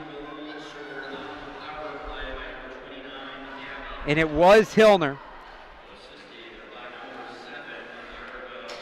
And the assist goes to Erica Bonnet Likens. Likens, the captain. It's hers. We have a stoppage here. Going to get another penalty. Looks like the Beacons are going to go again. It's going to be Likens' first point of the year. Senior captain picks up the assist. And for Gabby Hillner, how about this? So you have the freshman, impressive in net, Gretchen Howard. Gabby Hillner, the freshman from Methuen, is going to score her first career goal, and it comes at a big moment. Seahawks, man, what an opportunity here. Late in the second period, you just tied the game up, and now you've got Beauregard on a penalty. And so you're going right back on the power play that you just scored on. You got to be feeling good about yourselves. And if you're the Beacons, you got to find a way to kill this off. This is not a team you want to be down going at home into the third period. You've got to find a way to kill off this penalty and then go from there. But you've got a Seahawks team with a lot of momentum now in this hockey game. Feeling good about the way they're playing. Coming off that goal here, and here they are on the power play. Salve 1 for 2. Obviously, they just scored. You saw that moments ago. We're tied at 1 with 3:44 to go in the second period. Beacons trying to keep it knotted before headed to the dressing room. Pass along the far side boards, and a little bit of a miscommunication is going to give the Beacons a chance to poke this free. They do. One-on-one race to the puck, coming to the near side. Salve's going to win it, but the pressure coming from who was that down there? That looked like it was Bianchini, but a nice play. Yeah, Leffler and Morrisette on the wall there. Combined effort. A nice work there. Leffler on the initial out, and then it got blocked. Morrisette supported the puck there, was able to clear, and then almost connected to Bianchini for a shorthanded try. As another clear here by Beacons. And this is just what the doctor ordered. You know, a couple quick clears, you can get the bench up a little bit, you get a change, and you take some of that momentum back. You've got a Seahawks team still with a minute, though, on this power play. Turned over, good shot. There's the put on net, and it's saved point blank by Gretchen Howard. Excellent place to shoot from for Jane Morrisette, and she just could not beat the freshman. Yeah, her third opportunity of today, and just couldn't sneak it by Howard. As we'll get a shot on goal, a save by Morrisette, and you can see the frustration from Jane. We'll go right to a replay here. You'll see the turnover out of the corner as this puck's trying to come out here. Morrisette will do a nice job, picks it right off the tape, and then pretty much a breakaway all by herself, tries to go block her side just above the pad and couldn't connect on it. And it looked like initially she was lining up to go glove side, and Howard just stayed with her, was able to make the late adjustment. No, and a good save by the goaltender. You know, came out, made the challenge, and Morrisette just wasn't able to get it by her. But a nice, you know, she doesn't get that opportunity without, you know, making that interception, creating that turnover on her own in the zone. So credit to her there, and I know a little bit of frustration there. Would have liked to seen that in the back of the net, but a nice play, and Beacons doing much better on this penalty kill than they were on the other one.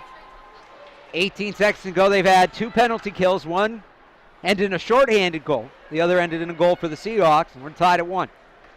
2 minutes to play in the middle frame. Seahawks start, backs up against the wall. Whiff on a exit pass, goes around Brown. Trying to step in is Pearson. And Moritz able to take it away. Everybody was gathered up in that corner. We're going to have a one-on-one chance here. Marin Brown pokes it towards the net. Try to give herself some lead space. Gave herself too much. Wrist shot from the blue line. Howard makes the save, loses it. And falls back on top of it. We're getting a little chippy here after the whistle. A little how do you do? And it's good to see, you know, and these teams know they got a home and home this series. So they're not, no one's going to be missing anybody. And you can see there after the whistle starting to increase a little bit in terms of the physical play. But another good save there by Howard. You know, Brown was coming through that her sight line a little bit there, and she was able to corral it. I think that's what created that rebound we saw there for a quick second. I think Brown might have partially screened her, but a good save. Thrown out to the blue line, just kept in. Beacon's bench wants a whistle. They're not going to get one. Officials letting them play with 1:13 to go in the period. That would have been a huge trip. penalty. Alex, that was a certified trip there. You can see the coaching staff. That is a trip 99 out of 100 times, and I'm sure Coach Berman, especially with a minute left in the period, is going to want to have a word as to why that wasn't called. I'll say this: they have a better view down there than we do up here, so maybe we missed something up close, but that certainly looked like it. Yep. Beacon's trying to make them pay, looking for some puck don't lie. So they get a couple of shots off in the final minute. And let's not forget here, as we wind down this second period, both these teams on a losing streak, a long losing streak. 8 and 6 games respectively. It was 8 for the Beacons without a win, 6 for the Seahawks without a win. So both these teams would love to walk out of here with a W, and it looks like, for all intents and purposes, with 20 seconds left in the period, unless something happens here quickly, we're going to have a 1-1 tie going into the third period. They've each come close in the last couple of games. A tie and an overtime loss in the last 2 for Salve. Late chance goes wide. And the Beacons have 2 ties in their last 4. Well, 40 minutes in, nothing decided as we make the turn for home. It's UMass Boston 1, Salve Regina 1. This one's going to come down to the wire. And we're in for a good third period. It's going to be an intense period. I mean, these teams are starting to get chippy. We've seen both of them have the ability to put the puck in the back of the net, and you could see late in that period, both teams with a little bit of realization as to what's going on here. A 1-1 hockey game after 2, both teams in desperate need of a win, and this is going to be we're in for a pretty solid third period, I'd say. All right, so everybody can get their food orders in up here. We will throw to behind the Beacons. What's been the key to women's basketball's hot start? Well, wonder no more.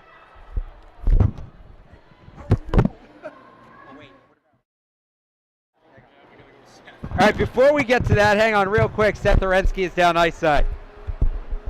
We got to go to Seth. Yeah, we got Seth Orensky here after the second intermission report. Seth, to you.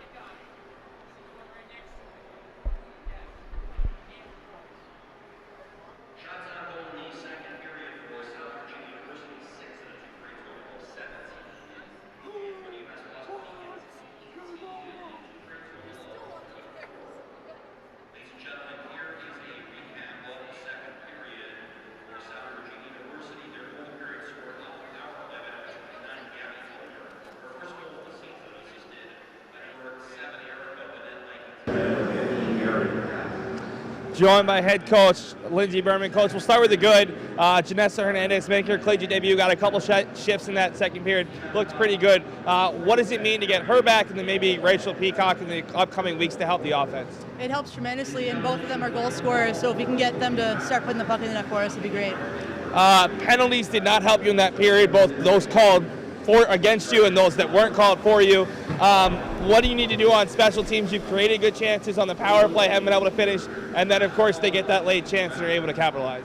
Yeah, I think we're forcing pucks right now, so if we stop doing that and focus more on getting pucks to the net and bury or rebound, I think we'll be good to go. And how important is this third period for this team's psyche after that long losing streak to get that W? Yeah, we need this bad. So I would like to focus less on that actually and just focus on doing the little things, and I think it'll come. Thanks so much for your time, Coach. Good luck in the third period. Thank you, Seth. Thank you, Coach. Right now we're going to take a look. The men's will follow up this women's team after this hockey game.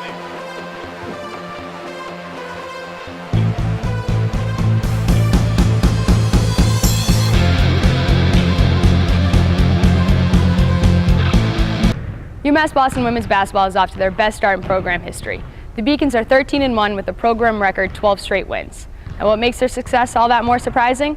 The Beacons only have 3 returners and 14 new faces. Hi, and welcome back to Behind the Beacon. I'm your new host, Gigi Braga. This week, we caught up with head coach Christina Baugh and a few members of the team to diagnose their big turnaround. Yeah, I mean, obviously we brought in a couple pieces that have shown to learn how to play hard at this level, but the biggest thing was the character of our women's basketball team and how we represented ourselves in the classroom as well as in our community. And I think all of that is transpiring to how we represent UMass Boston women's basketball on the floor. In that first quarter of Coast Guard, I knew that it was going to be special. We hadn't practiced like that, so to come out and see us really, I guess our gamers showed up that game. It was kind of like, oh, well, you know, this could be really, really special if we continue to learn what it means to play hard at this level, being so young. And really my seniors have set the tone, whether it's the classroom, managing my locker room, and getting in extra to show them, you know, what it is to be a Beacon. I think for me and Katie, we just remember how last year felt and things that we didn't like and then things that we did like. So we try to focus on the things that we didn't like and kind of give them our perspective without bringing them to last year, but kind of teaching them what we want and what we're going to need in order to be successful this year. Honestly, like just the way that we carry ourselves in like the first like probably 3 weeks of just like practice, it just felt different. You know, like you could just tell that people were dedicated to actually be here, and that's definitely a change for this program. So I think in just feeling that in the first few weeks, that definitely, I knew that it was gonna be different. Like they've adjusted, especially like Joey and Megan. They've both done like just, you know, were put in the game and just adjusted to the speed as soon as it happened. And I think seeing like being a freshman and seeing other freshmen do that just like gives every other freshman hope that they can do the same thing. They've been very helpful on and off the court, whether it comes to school or telling us how to like do something on the court. So a lot of us have played together, and we have known each other for a while, so it's helpful having friends and people that we can go to with anything. I think it's just buying in, you know, that second half. Our third quarter's probably been our best quarter, and just being willing to make the adjustment in game and listen to what coach is saying, and then just having each other's back flying around and having some keywords that we focus on, and just having everyone on the bench and on the floor.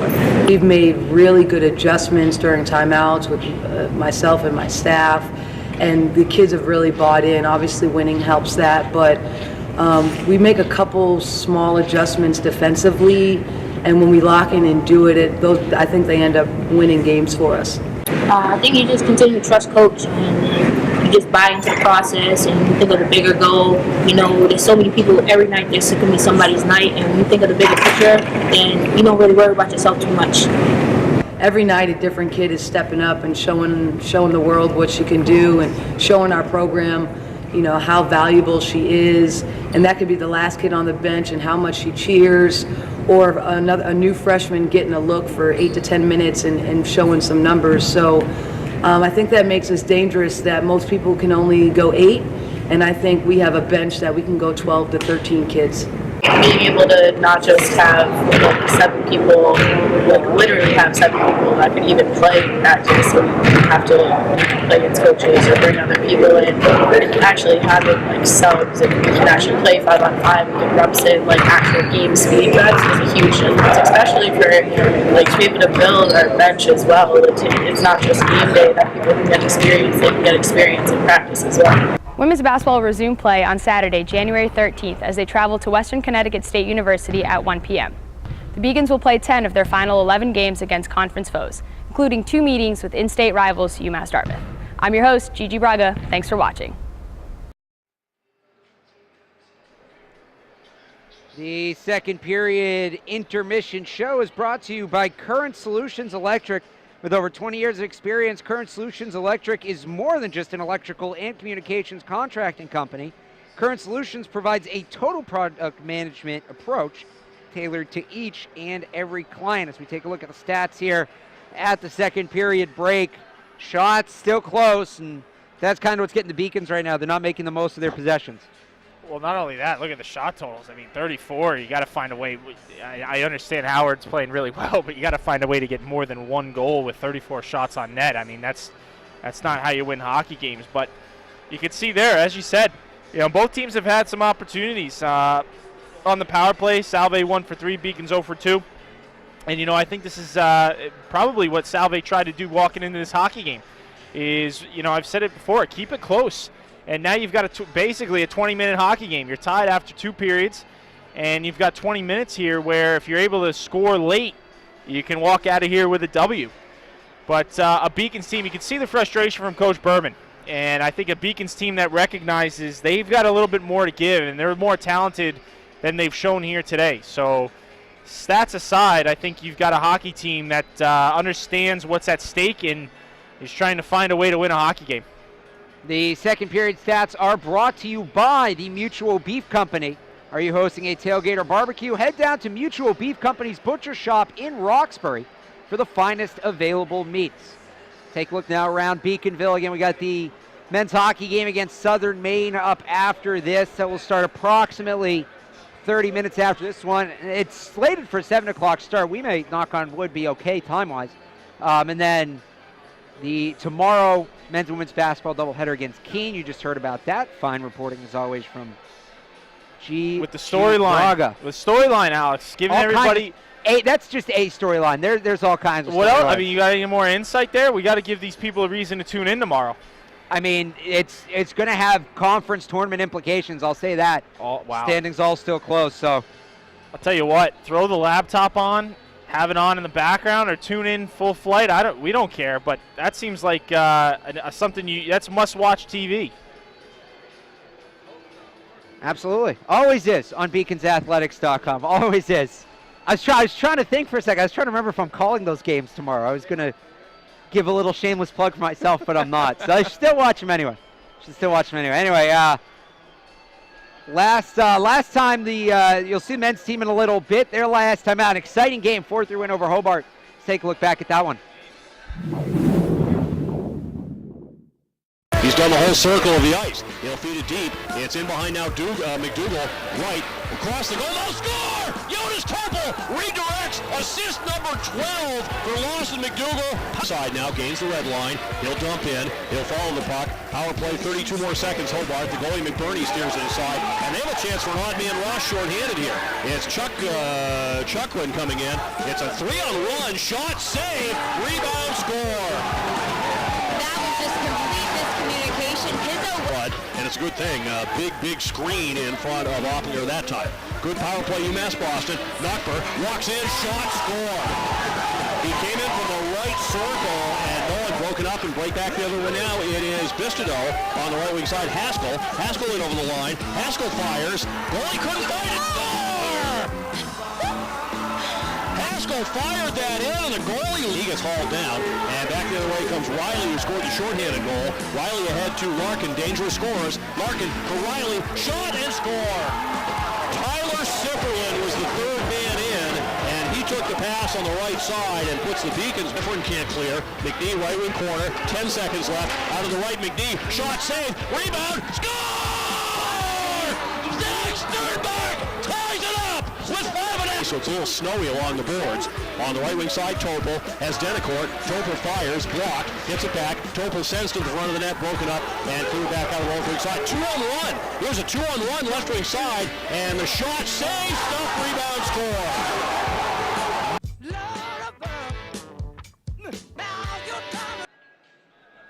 Today's broadcast is brought to you by Applebee's.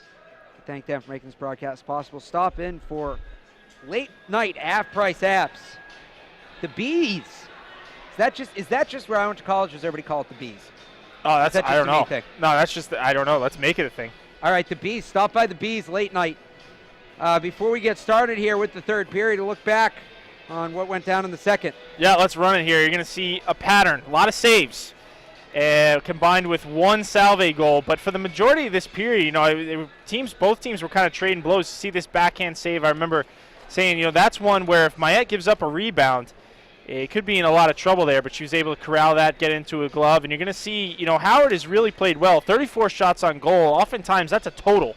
That's at the end of a hockey game. You'll see a goaltender with 34 saves. She's still got a period to play, and you see here with some of these stops, she continues to be aggressive in her net, despite the Beacons, throwing body or two at her, is able to see these pucks all the way in. This was that nice pass by Morrisette. I thought this one had a chance to go in, but Howard making a nice save there, and she's really looked good. I've been really impressed with the way this freshman has not played like a freshman. Has played more like a seasoned vet the way she's played goal today. This was a hard and heavy shot, and Howard was able to corral that one off the blocker.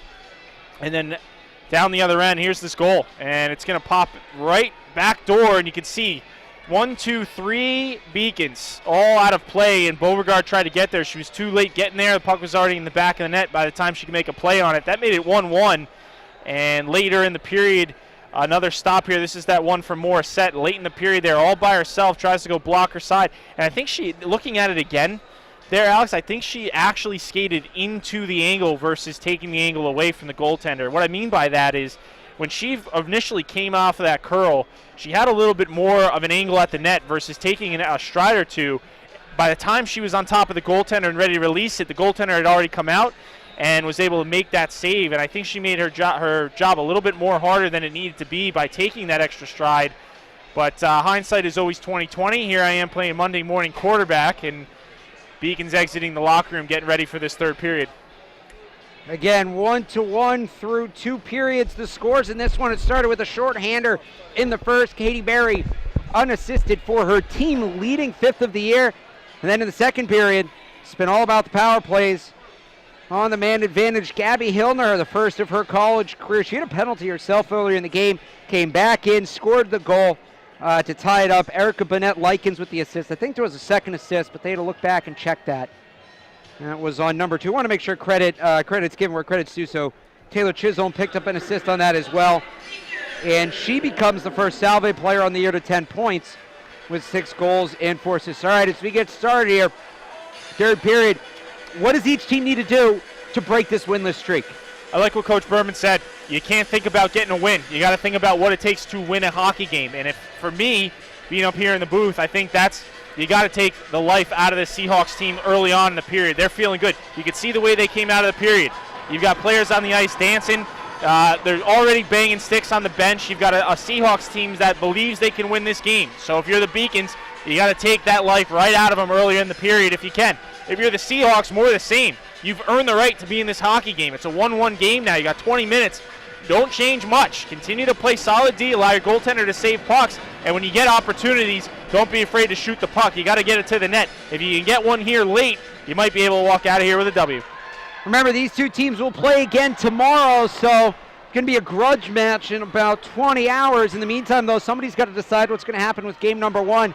The overtime rules, there is a chance to, slight chance, but a chance. Nobody breaks their streak tonight. That is true. Yeah, we should mention that. I'm glad you mentioned it. Yeah, that it carries over. You add one to it, carries over to the next game. Absolutely, Alex. So as we get started here in the third period, the teams switch sides once again. UMass Boston will move left to right. They're in their white jerseys with blue trim. And the Seahawks move right to left in their blue jerseys with the green trim. Seahawks take it away, coming up the ice, looking maybe for a one-on-one opportunity, and that's excellent defense to seal away the angle by Bree Colucci.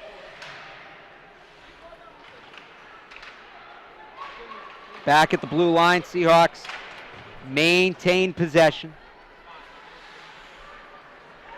Flicked off the corner boards, the Beacons get it back, and another lead pass, just a little too much. Is there such a thing here, Matt, of coming out for this period maybe a little too amped up?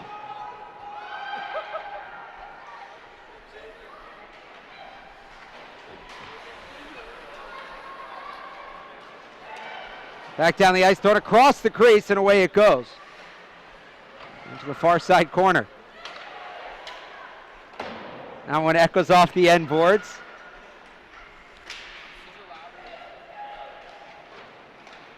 Off the boards on the near side, flinging a shot towards the net. And as we see teams here, Matt, maybe missing passes by a little much, putting shots wide, is it possible the teams are a little too fired up? Oh, absolutely. And you see Morrisette here with an opportunity on a one-on-one. Coming down the other way. Oh, did that flick in? Yes, it did. Beacons with the lead, 2-1. Jane Morrisette, her 5th of the year. Hockey a weird game, Alex.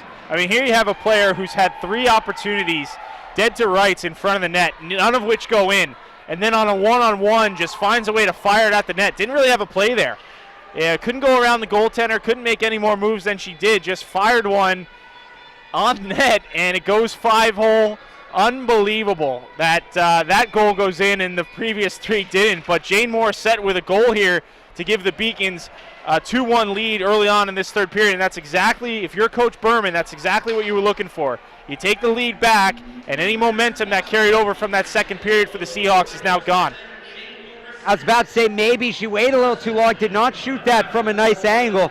And it'll go officially unassisted to Morrisette, and there you maybe see the inexperience of Howard as she made the initial stop, but the puck trickled over her leg pad and into the net. Yeah, the 5-hole, if you don't get it with the stick, oftentimes, the pads aren't built. They're built as close as you can to lay flat on the ice, but there are holes. And you saw there, that's a case where right along the ice, no stick, and somehow found a way through. I don't think she was sitting completely down on her pads. I think there was a slight gap. She was slightly raised, which allowed for that gap, allowed that puck to get through. But nevertheless, again, hockey's such a weird sport. Here you have Morrisette with 3 grade A opportunities. Partial breakaways early on, and then again in the second period, can't capitalize. You saw the frustration, and then a little one-on-one. Didn't really end up looking like too much. Fires it on net, finds a way home. And then on the other side, you have Gretchen Howard, who's stood on her head for most of the game, but may not be enough. Her team's being outshot 35-17. And that's one she wants back. Exactly right, Alex. She's made a ton of great saves today, but that one is probably one she'll look at and think, man, I could have made a better attempt on. Now you go back to that first goal, too. Wasn't much she could have done on that. It was shorthanded, got beat, glove side, right in the corner, Katie Berry. So really, you could say her first mistake tonight. Yep, absolutely. I'd agree with that. Backhanded behind the boards. Fisher up ahead. Beacons looking for some insurance. And I don't think we're going to see the Beacons get too conservative here, at least not yet. They want some padding, leading 2-1, 16.5 to play. This one's going to go for an icing. Well, yeah, no question about it. And we saw what can happen if the Beacons do take their foot off the gas. This Seahawks team that will do whatever they can to try and climb back and tie this hockey game up. They know they're not far away from it. It was 1-1 not that long ago. Beacons with an end zone draw here. On the draw for UMass Boston is Sarah King, the freshman. She's been impressive tonight at the face-off dot. I feel like every time I say her name, it's for a win, not a loss. King's going to get to this loose puck through the first 2 periods. She was 2 for 2. So that will be her 3rd win. To the near side corner, back out it comes to the blue line and over the stick of Grace Fisher. Will not be an icing. Last touch by the Beacons. They're going to have to go the entire length and get this back in the zone. Seahawks applying pressure, trailing by 1, hand up. That will be a penalty now. Remember, we had that one earlier at the very end of the second period there, Matt. That maybe should have been a tripping, we'll say. Yeah. And that one seemed a little more bang-bang. Yeah, they got this one. You never know what's going on inside the referee's head, but there is such thing as a makeup call, and that was one that I would agree, maybe a 50-50 judgment call, but they perhaps took a look at the one from earlier in the or late in the second rather, and decided Beacons were owed one. So Beacons on a power play here, already up 2-1, and if they can get one here, I don't know. You can really start to play the clock a little bit, but got to get one first. Second penalty of the game on Meredith Peps. Oh, what and sprawled out is Howard. She's able to keep it out of the net. Oh, great save. I thought that was in for sure. Great save. Coming in towards net, trying to control it. It's going to be a 5-on-3 here. Beacon should just give this puck away. Yeah, they do. And now they do, so they'll get 137 of 5-on-3 with 15:32 to go. See who they send now. Yeah, this is interesting now. With a 5-on-3 for minute 37, this is going to make for an interesting decision if you're the Seahawks, because you're forced to, you really got to kill both of these off. If you give one up, you're already going to be down. You can't give up 2 here. So interesting who they're going to throw out there, but you've got a minute 37 you've got to kill here. So more than likely you're going to need 2 of your power play units to get the job done. Amanda Fantasia, 4 penalties on the Seahawks. All 4 have come from their defensive unit. Backhanded shot by Nolan is saved. And the blue line's been tested for the Seahawks tonight. It has. Howard with a little bit of frustration there that, the Beacons continue to come in. But I'll tell you what, that's the Beacons' game plan, is to pressure the goaltenders and play it until you hear a whistle. And no problem there, as long as, you're not going too much after the whistle, you'll be fine. Refs can't call that. Beacons will go with a fresh 5 on the ice here with the 5-on-3, 1:23 remaining in the Seahawks. Send it all the way down to Mayette. They're going to bring up one and pressure. That's Susie Pearson. They got two defenders back at the red line, now dropping back inside the blue line. Bianchini to Brown. Cross-ice pass to Morrisette.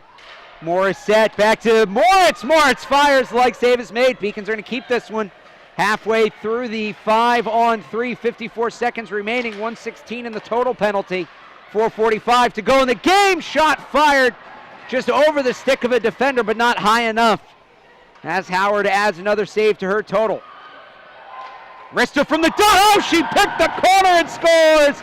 Jane Morrisette's second point of the night, her first goal, fifth of the season. Pardon me, that is her second goal of the night. Yeah, no, that is a certified snipe. I give her certification on that. That's a certified sniper. That's a graduate from sniper school. Couple strides. I'll tell you what, Seahawks didn't respect her, and she was able to walk right in and say, okay, fine, I'll just take it from you then. And right under the bar, man, Howard had no chance. It was in the back of the net. There was almost no sound. You heard that go right underneath the pipe and down, and a 3-1 Beacons lead now, still on the power play. Top shelf peanut butter. It's a shame there's no water bottle on the top of the net, because that absolutely would have been a water bottle popper. So Beacons expand their lead 3-1.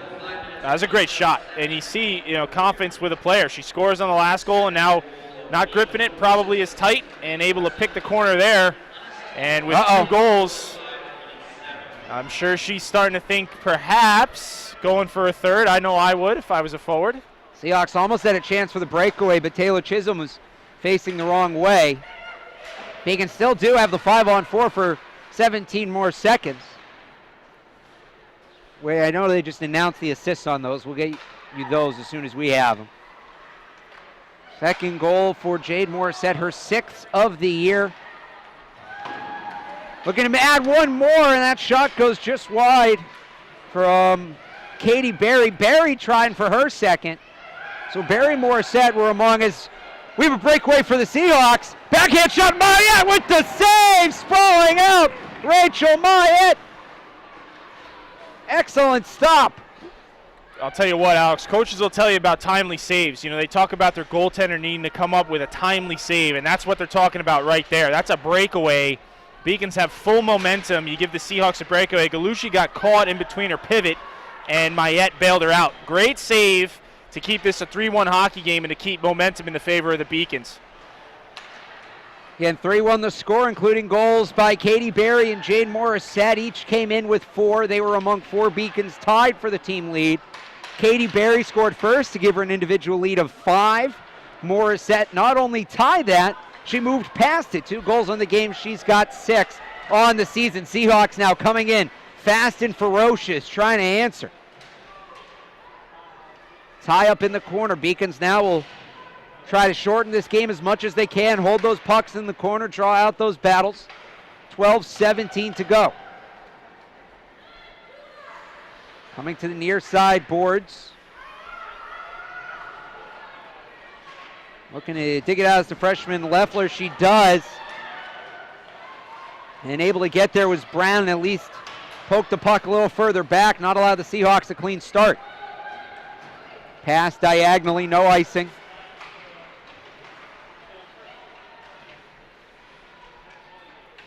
Beacons come out of the scrum with the puck. Spinning around in her defensive zone is Brie Colucci. Up to Brown. Brown, backhand to forehand, gets the pass away. And icing is called with 11:32 to go. But again, that's saved by Mayette. And, she hasn't faced too many here. We'll bring you the replay. She hasn't faced any, I don't think, in this, maybe 1 or 2 to start this third period here. But you can see Colucci already caught. I mean, this is a certified breakaway. And as a goaltender here, you recognize the situation. You understand, a goal here brings the Seahawks right back into the hockey game. Despite what the score says, to make it 3-2 there after scoring, you give the Seahawks a little bit of life. And and with that save, you're back. Now the Seahawks feel even worse. Now they're still down 2. They had a chance to score. They didn't. So just a great timely save by Mayette, and that's such a big spoken part about goaltending that a lot of people don't understand the value of a save right there. And I couldn't see the number, but you saw one of the Beacons got back late, and was kind of holding her stick on the shoulder of the shooter as she got that off. How much, if any, effect does that have? You know, you don't know unless you're the shooter or the D. It can. If you feel a little bit of tug, obviously you know you got something there, and you got to tread the line. You don't want to take a penalty, but a credit to Gallucci to be able, to, even though you're beat, not give up on the play and still make some sort of effort to try and disrupt the shooter. Halfway through this third period, 10:38 to go. Beacons with the 3-1 lead. Trying to pick up their 4th conference win of the season. Tape-to-tape pass, back to the near side, wrist shot. Hits the ankle of a defender. And the puck echoes to the boards. And that one's going to be covered by Howard. Still a little pushing and shoving. Remember, these teams will go at it again in less than 24 hours. Down to Rhode Island tomorrow, which will be good. Still 10 minutes to play here, and the Seahawks are going to have to start pulling out all the stops to try and get back in this game. You got to get 2. And with the way the Beacons are playing in this third period, it looks like it's going to be a pretty tall task. Jane Morrisette had her helmet ripped off onto the pile there, and people are taking names and numbers for the rematch tomorrow. Tied up along the boards. Backhanded to the middle. Backhand shot. Howard makes the save. Loose puck. And she's on top of it. Seahawks got lucky they didn't get called for penalty there. You see the refs talking to him a little bit. They want to keep a cap on anything extracurricular. And another good stop by Howard. A couple tough goals there on her. The one she wanted to have back from Morrisette, and then getting sniped by Morrisette. And those two have been kind of going at it. Morrisette with a handful. I'll have to look and see how many shots on goal she has so far in this hockey game combined with the 2 goals. But we've mentioned her name a lot, and Howard did a good job initially shutting her down, and now Morrisette with a couple. So a little bit of a duel going on between these two. 8 shots for Morrisette. That is a game high far and away. Next closest is Moritz with 5.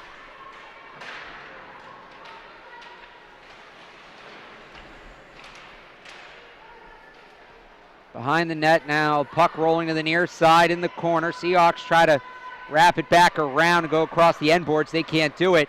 Dangerous pass. Mayette aware of it. Beacons looking to clear the zone. 9:14 to go in the period.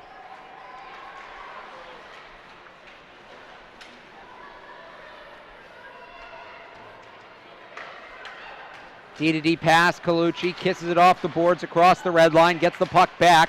Almost turned it over. Dumped in by Saxer. Off the boards, lining it up, slap shot, hit the shoulder of a defender. Went up and away. That one was heavy. Cause bruise tomorrow. Yeah, it was Bree Colucci. She got all that one. That was a heavy shot there.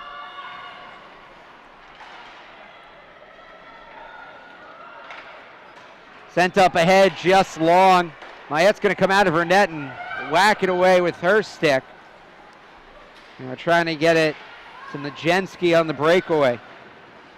And I really like that by Mayette. She probably could have covered that and taken the whistle, but why take an in-zone draw when you don't have to? Here we go. Oh, excellent defense by the Beacons. Attack still alive. Knocked away by a defender. How about that? You have what looked like a breakaway chance, and it ends with 3 shots, and the goalie not even seeing the puck. Couple nice plays there by the Beacons D. Good to see them getting back as a unit. That's something that has been lacking in other games, but not tonight. Beacons have done a nice job on having those forwards get back, and as you said, could have been a breakaway, but a nice defensive effort and ended up with a couple block shots and almost a clear. Still in the Beacon zone here, but looking like they're going to get an attempt to clear here, and they will. Gallucci gets it up to Bianchini for the clear. Now taken in by Lund in her defensive zone. Lund snaps one off the near side. Moritz reaching out, can't get all of it. Tied up, Pearson on top of it. She is battling with Gallucci. Beacons come out with it. Mayette calling out defensive directions from her net. Beacons may want to change their scheme here with 7:15 to go. See the men's team filing in behind what is right now the home net. They will get going in about an hour and 20 minutes. Soft pass in front, nobody home to tap it in. They gather together on the near side. Moritz has it taken off of her stick. It comes back. Lund tried a shot, couldn't get it to the cage.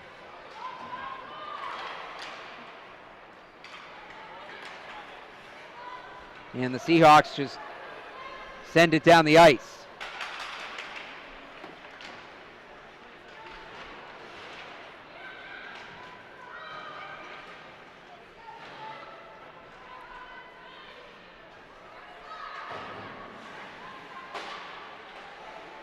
Getting covered is Peps.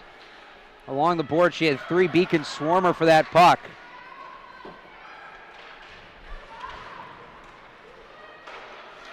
Tapped up to the far side. Was that kept in? Doesn't matter. Beacons are going to carry it out. Here's Nolan. Nolan's wrist shot. Toe save made by Howard.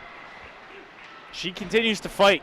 She continues, and that's so good to see as a goaltender, not getting discouraged, continue to fight. That's a tricky little save there, and not only the save, but where she put the rebound, allowing her D to corral it and clear it.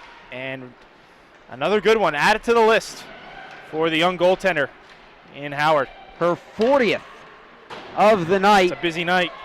She has allowed 3 goals, but you cannot fault her for the way she's played. She's been everything you can ask for a freshman making her first start against a team like the Beacons that's going to shoot the puck a lot. Wrist shot deflected away. Galucci looked like it hit off her wrist. It'll be another Beacons power play here. Looks like we're going to get a call probably for a trip or a hook. Let's see. Oh, check. Okay. 2 minutes regardless, but an opportunity for the Beacons to officially put a row and a ribbon on a bow and a ribbon. Ooh, that was tricky. Hey, you got it. That was my first one. Bow and a ribbon for the Beacons. And sure enough, they're going to put Morrisette out there. They're going to put, let's see, who else? So it'll be Bianchini, it'll be Moritz, it'll be Brown, and it'll be Colucci on the power play with Morrisette at the top. And again, this is, if you're the Beacons, you understand, you score here, pretty much put this game away. So an opportunity to end this thing, and off to a little bit of a rocky start as that puck will come out of the zone. Beacons came in at 13%. They are 1 for 6 tonight, including a 5-on-3 opportunity. Out to the blue line it comes. Thought about the wrist shot, gets it across to Moritz. Dangles, shoots, saved by Howard. But if Moritz had gotten that off clean, it's 4-1 easy. Yeah, absolutely. I think Morrisette, good look trying to find it to her, but didn't put it in a spot where Moritz could just fire it. I think she was trying to one-time that shot, and instead it was in her skate. She had to corral it. Still made a really nice play to get that puck towards the net. A good stop by Howard, but nice little play there by the Beacons, and they'll change, throw out the second unit. UMass Boston wins the draw. They stay on the attack. 1:30 to go in the penalty. 4:30 to go in the game, and kind of feels like it could be bang-bang, this penalty ending, and Seahawks bringing on the extra skater. Well, they're going to be forced to. I mean, they've got to kill this off, and you understand, limited clock here. So not going to be much time, especially down 2, to do much of anything. Going to have to find a way to get one quick, and probably going to have to keep the goaltender out and try to get another. Barry looking for her second, fires one off the board. Seahawks are going to get a run on this. It could have been 1-on-3. Instead, they're just going to clear the puck with 50 seconds to go. And you're almost forced to try and do something shorthanded here. With a limited clock, you don't want to take unnecessary risks, but if you do have an opportunity to flee the zone, perhaps create a breakaway or an odd man rush, you got to take it if you're the Seahawks. Barry coming up the near side boards, works on Chisholm, now gets her angle cut off. Back out to the blue line it comes, dumped further down, Moritz with space, dangling, and flips one up into the netting. I think that was deflected by a defender before it ultimately popped up. 3:38 to play in the game, 27 seconds to go in the penalty. Yeah, it'll stay in zone here, and as you said, 27 seconds left here. Again, Beacon score, this game's over. Moritz on the draw for UMass Boston. Wins it back. It's a big win. Colucci sends it down the boards at the very least. Beacons are taking a lot of time off the clock in their offensive zone. Morrisette at the blue line. Now across it comes to Colucci. It's in between Colucci and Moritz. They both backed off. Colucci's going to have to track it down behind the net. Now the Beacons have control. Brown had it for a second, lost it. Comes out with Colucci looking for Moritz. Wants to leave it for Moritz, can't do it. It's poked away. One-on-one to the puck, and winning the race is Jane Morrisette. Well, here we go. 3 minutes left, back to 5-on-5, and watch for, they're going to have to take Howard soon. Not a lot of time here on the clock, and don't forget you need 2. And you're going to have to take that goaltender sooner rather than later. Howard was looking to the bench when the penalty ended, didn't get the sign. Of course, would help if the Seahawks could generate some offensive possession. And I'm kind of surprised. I mean, you've got the puck deep into the zone here, unless they're looking maybe for a fresh line, but you're running now 2:30 on the clock. You need 2. You got to take your goaltender quick. No sign yet from the coaching staff as the Beacons get the puck back. It must be at the end of a shift. The only reason that you wouldn't take your goaltender there, they had maybe not possession, but had the puck deep enough in the zone where you think about taking it. Now you got it down the other end, and there's a shot and the good save made by Howard. That's why you leave her in there.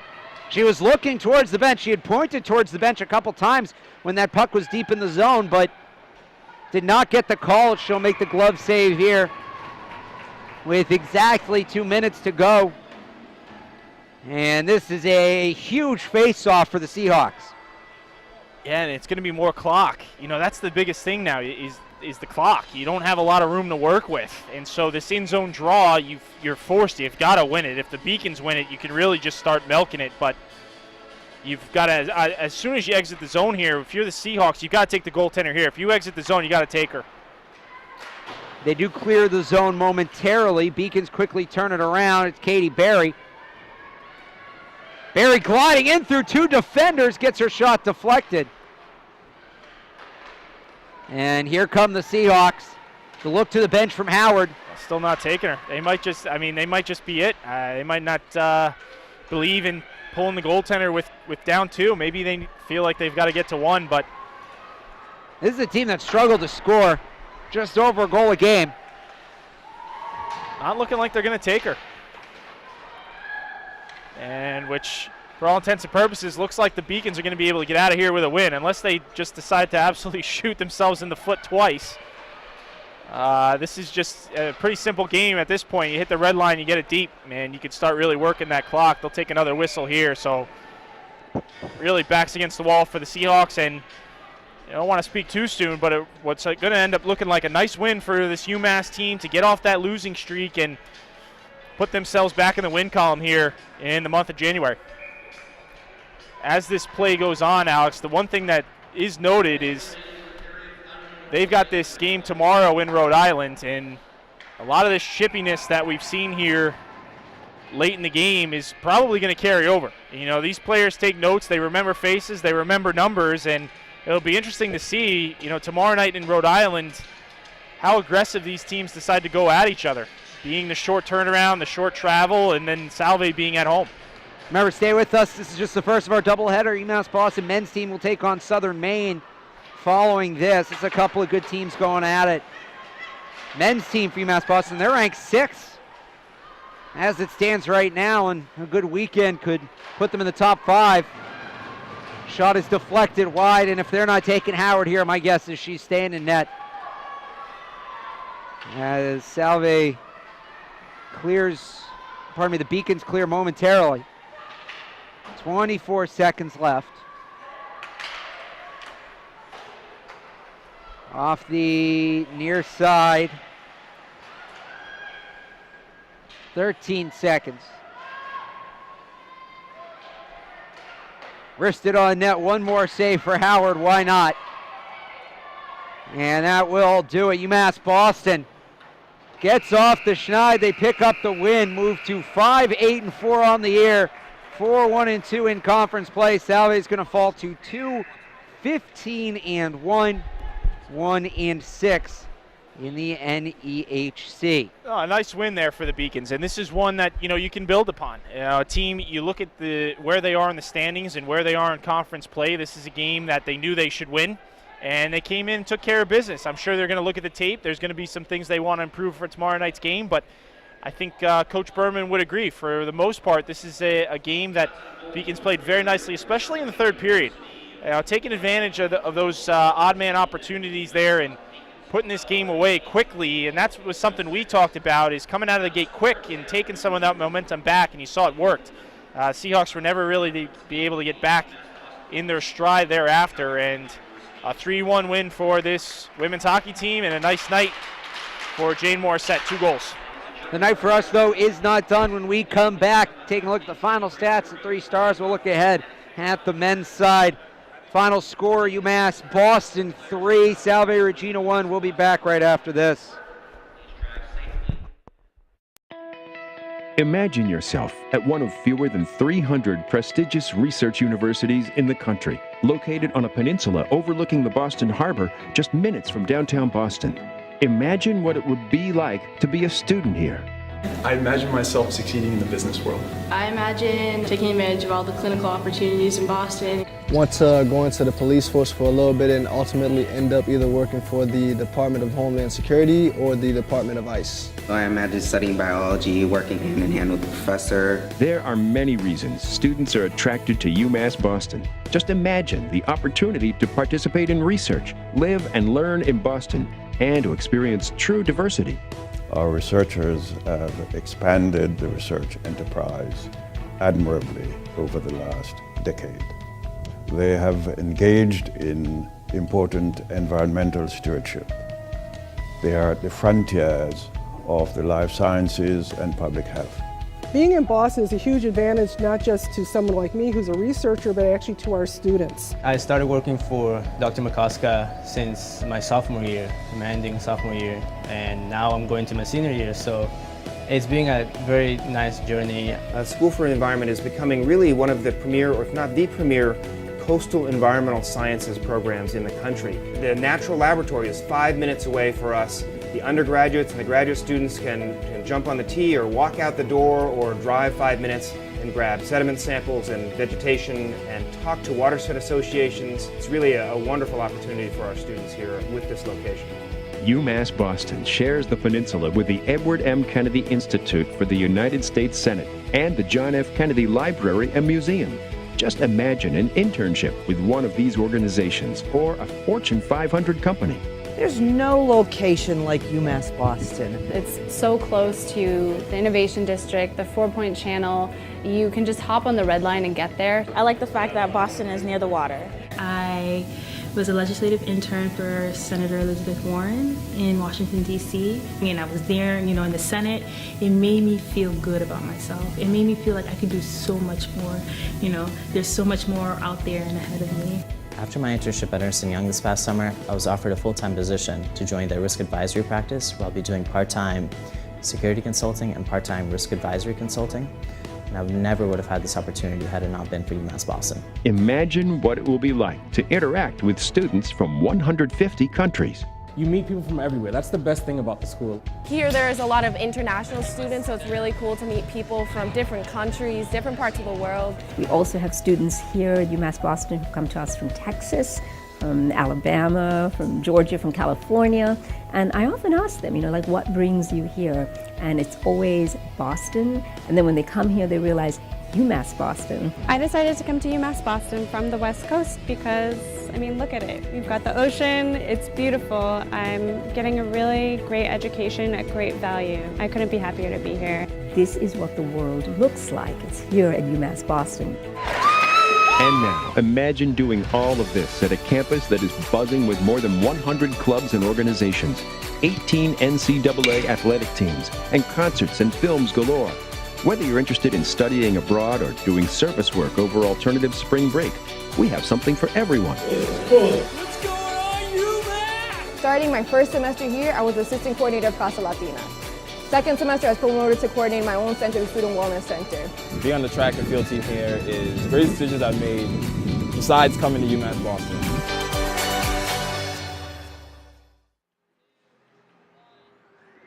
Welcome back to the Edward T. Berry Ice Rink here in Boston, as the Beacons have picked up their first win in 8 contests by a score of 3-1. We'll have interviews with Lindsey Berman, and I don't think we know the player yet, but there'll be a player up here in a little bit, so stick with us for that. But first, if you missed any of it, here's a look at what went down. And we will start off with the very impressive Gretchen Howard. Yeah, let's run it. I mean, she looked good all day, and you saw that. That was a huge save.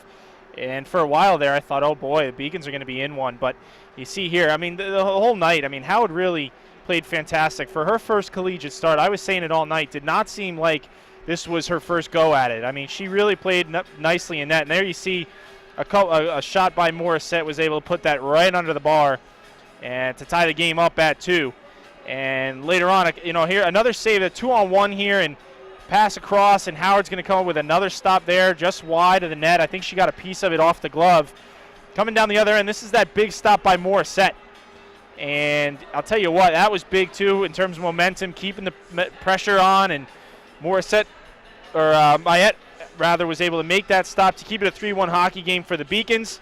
You see another shot here. Howard's going to make another save here late in the period. That one right into the chest, no rebound, but it ended with a nice little game there for Howard, and the Beacons were able to walk out of here. As you'll see, another save here by Howard, but the Beacons were able to walk out of here with a 3-1 win and 2 points in conference. A nice win for a Beacons team to get back into the win column and head into tomorrow night's game feeling good about themselves. UMass Boston, they dominated at the face-off dot. They dominated the shot numbers. And it was really, they dominated for most of the game. It was just waiting for the score to catch up. The final statistics are brought to you by the Mutual Beef Company. Are you hosting a tailgate or barbecue? Head down to Mutual Beef Company's butcher shop in Roxbury for the finest available meats. The Muty Beef. You head down there, get your dogs, get your burgers. They got it all. Katie Berry got the scoring started in this one, 7:51 into the first period. It was a shorthanded goal, unassisted. Did a great job of causing the turnover. Salve responded 5 minutes into the second period. Gabby Hillner with the assist from Erica Bonnet Likens and Taylor Chisholm. That was the first goal of the year for the freshman Hillner. By the way, Berry's was her 5th. And then Jane Morrisette took over in the third period. 2 goals, her 5th and 6th of the year. One of those assisted by Edie Moritz. That's the scoring in this one. So, 3 stars of the game brought to you by Pantry Pizza in Dorchester, located just minutes from campus. Come on down for delicious pizza, calzone, subs, and salads located. Salads at a more than affordable price. So as we look at the 3 stars here, Matt, it's not often that you're going to see a losing goaltender get a star, especially with 3 goals against, but Gretchen Howard was outstanding. I've got to give one to her. Katie Berry, and, of course, Jane Morrisette. We'll have to get Coach Berman's thoughts on the 3 stars. We'll be doing a post-game with her in a minute here. But, yeah, Gretchen Howard, 45 saves on the night, her first collegiate start. What a way to enter. I know she would have liked to get the win, but played outstanding. Katie Berry with that goal early on. She's looked great all year, really got the scoring started for the Beacons. And then Jane Morrisette, who was a little bit snake-bitten in those first 2 periods, but later on was able to score 2 late in the period, gave the Beacons a 3-1 game, and that was it for the scoring. Beacons were able to walk out with a 3-1 win. Right now we'll go to a quick commercial break, and we'll be back with Coach Berman here on the Beacons Broadcasting Network. What do we mean when we say UMass is here for a reason? We mean that the 5-campus UMass system is the only public research university that the people of Massachusetts established to create better futures for themselves, but also for the Commonwealth of Massachusetts as a whole. It's a university that educates 73,000 students every day and graduates 17,000 graduates every year. We are the university that educates the workforce of Massachusetts. We're one of the state's 3 major academic research engines, research that saves and improves people's lives. And we are back with head coach Lindsey Berman. Coach, you guys finally get off the schneid. You finally pick up that elusive win. It's got to be a monkey off the back. I know you said earlier in the game, you told Seth you're trying not to talk about it, but now that you've done it, what does it mean to this team? I think it's huge. You know, it obviously weighs on you when you haven't won in a while, but yeah, we tried not to talk too much about it and focus on doing the little things, but yeah, that one feels good. Now we just have to make sure we move on to tomorrow rather than dwelling on tonight. What did you guys change in the third period that all of a sudden you came out, Jane Morrisette gets a pair of goals? Did you guys go in with a different attack plan in the third period? Not so much. I think it was just, reminding them that we need to take control of this. We need to put more pucks on net. And our shot selection wasn't great. I thought we put a lot into our stomach and a lot into our glove. And we talked about just bearing down and having a little more heart in the corners. And we came out and I thought we flew in that third. Your thoughts on the freshman Gretchen Howard on the other side? You see a goalie's making her first career start. You can't expect 45 saves. No, but I saw her play in high school, and I knew she was solid, and I thought she'd play really well in front of her home crowd. I know she was probably really excited to play at home again. She lives right across the water, so you can't ask more of a freshman goalie. I thought she played really well. She looked calm in there. She looked like it wasn't her first time. How do you handle the quick turnaround? I mean, you guys are used to playing weekends, Friday, Saturday, but when you have this home and home like it is tonight and tomorrow? Yeah, it's challenging because, we got to get up and get on a bus. But tomorrow's game's at 7 p.m., so that gives us plenty of time to rest our bodies and make sure we hydrate and eat a good meal. So we're excited to go back. How much will you change from a game plan point of view from what you saw using what you saw on the ice tonight? I think we can adjust a little bit. They came a lot harder than I expected, but we can expect that again tomorrow. I think we made them a little mad, so we can expect another back and forth, really hard-working game. Coach Lindsey Berman, thank you very much. We'll be back with one of our stars of the game right after this. We graduate 17,000 students every year, and the vast majority of them stay in Massachusetts. We have over 280,000 graduates in Massachusetts today. We graduate people in critical fields, engineering, STEM fields. We graduate people with research experience where they can start their own companies. It is amazing to see what UMass graduates accomplish once they leave the university. I remember vividly my own graduation from UMass. It was a beautiful day. It was perfect weather. I remember the pride that my mother and father felt. I could see it in their eyes. Here it is, 30 years later, I get an opportunity to preside over UMass commencement. It is so moving and inspiring for me to think this is what it's for.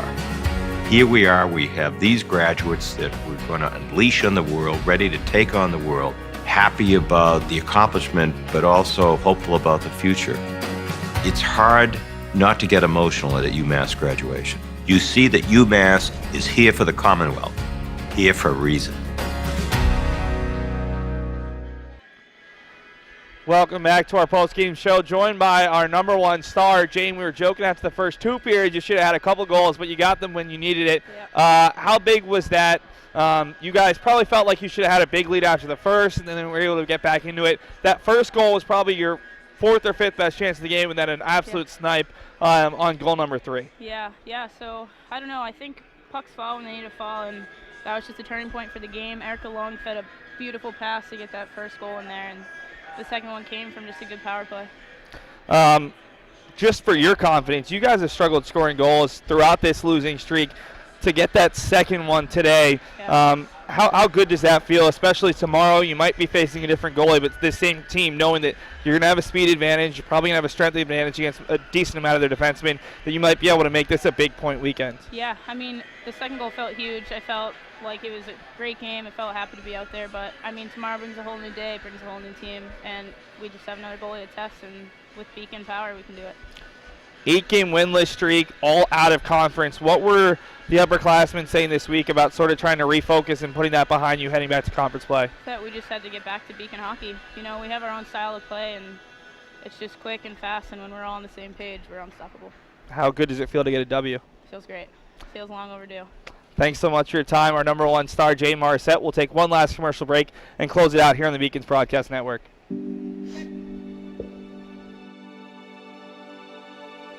What separates UMass Boston from other schools is the fact that a large percentage of students commute. For me, it takes 2 hours each day to go to and from school, but every second has been worth it because the students that come here are serious about learning, they value their education, and understand where it'll take them in the future. This is what UMass Boston means to me.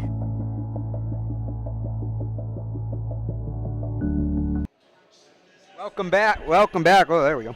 To the Edward T. Berry Ice Rink, and ready to close things up here again. The final score, UMass Boston 3, Salve Regina 1. Goals in this game from Katie Berry, Gabby Hillner, and a pair, and Jane Morrisette, who Seth just talked to. A couple people to thank here. Again, it's just halfway point. We got the men's doubleheader after this, so we hope you'll stay with us. But a halfway thank you to Seth Orensky, our sideline reporter and producer tonight. Gigi Braga and Alex Carasoto for working the board. Charlie Hughey on the Insta replay and getting everybody fed as well.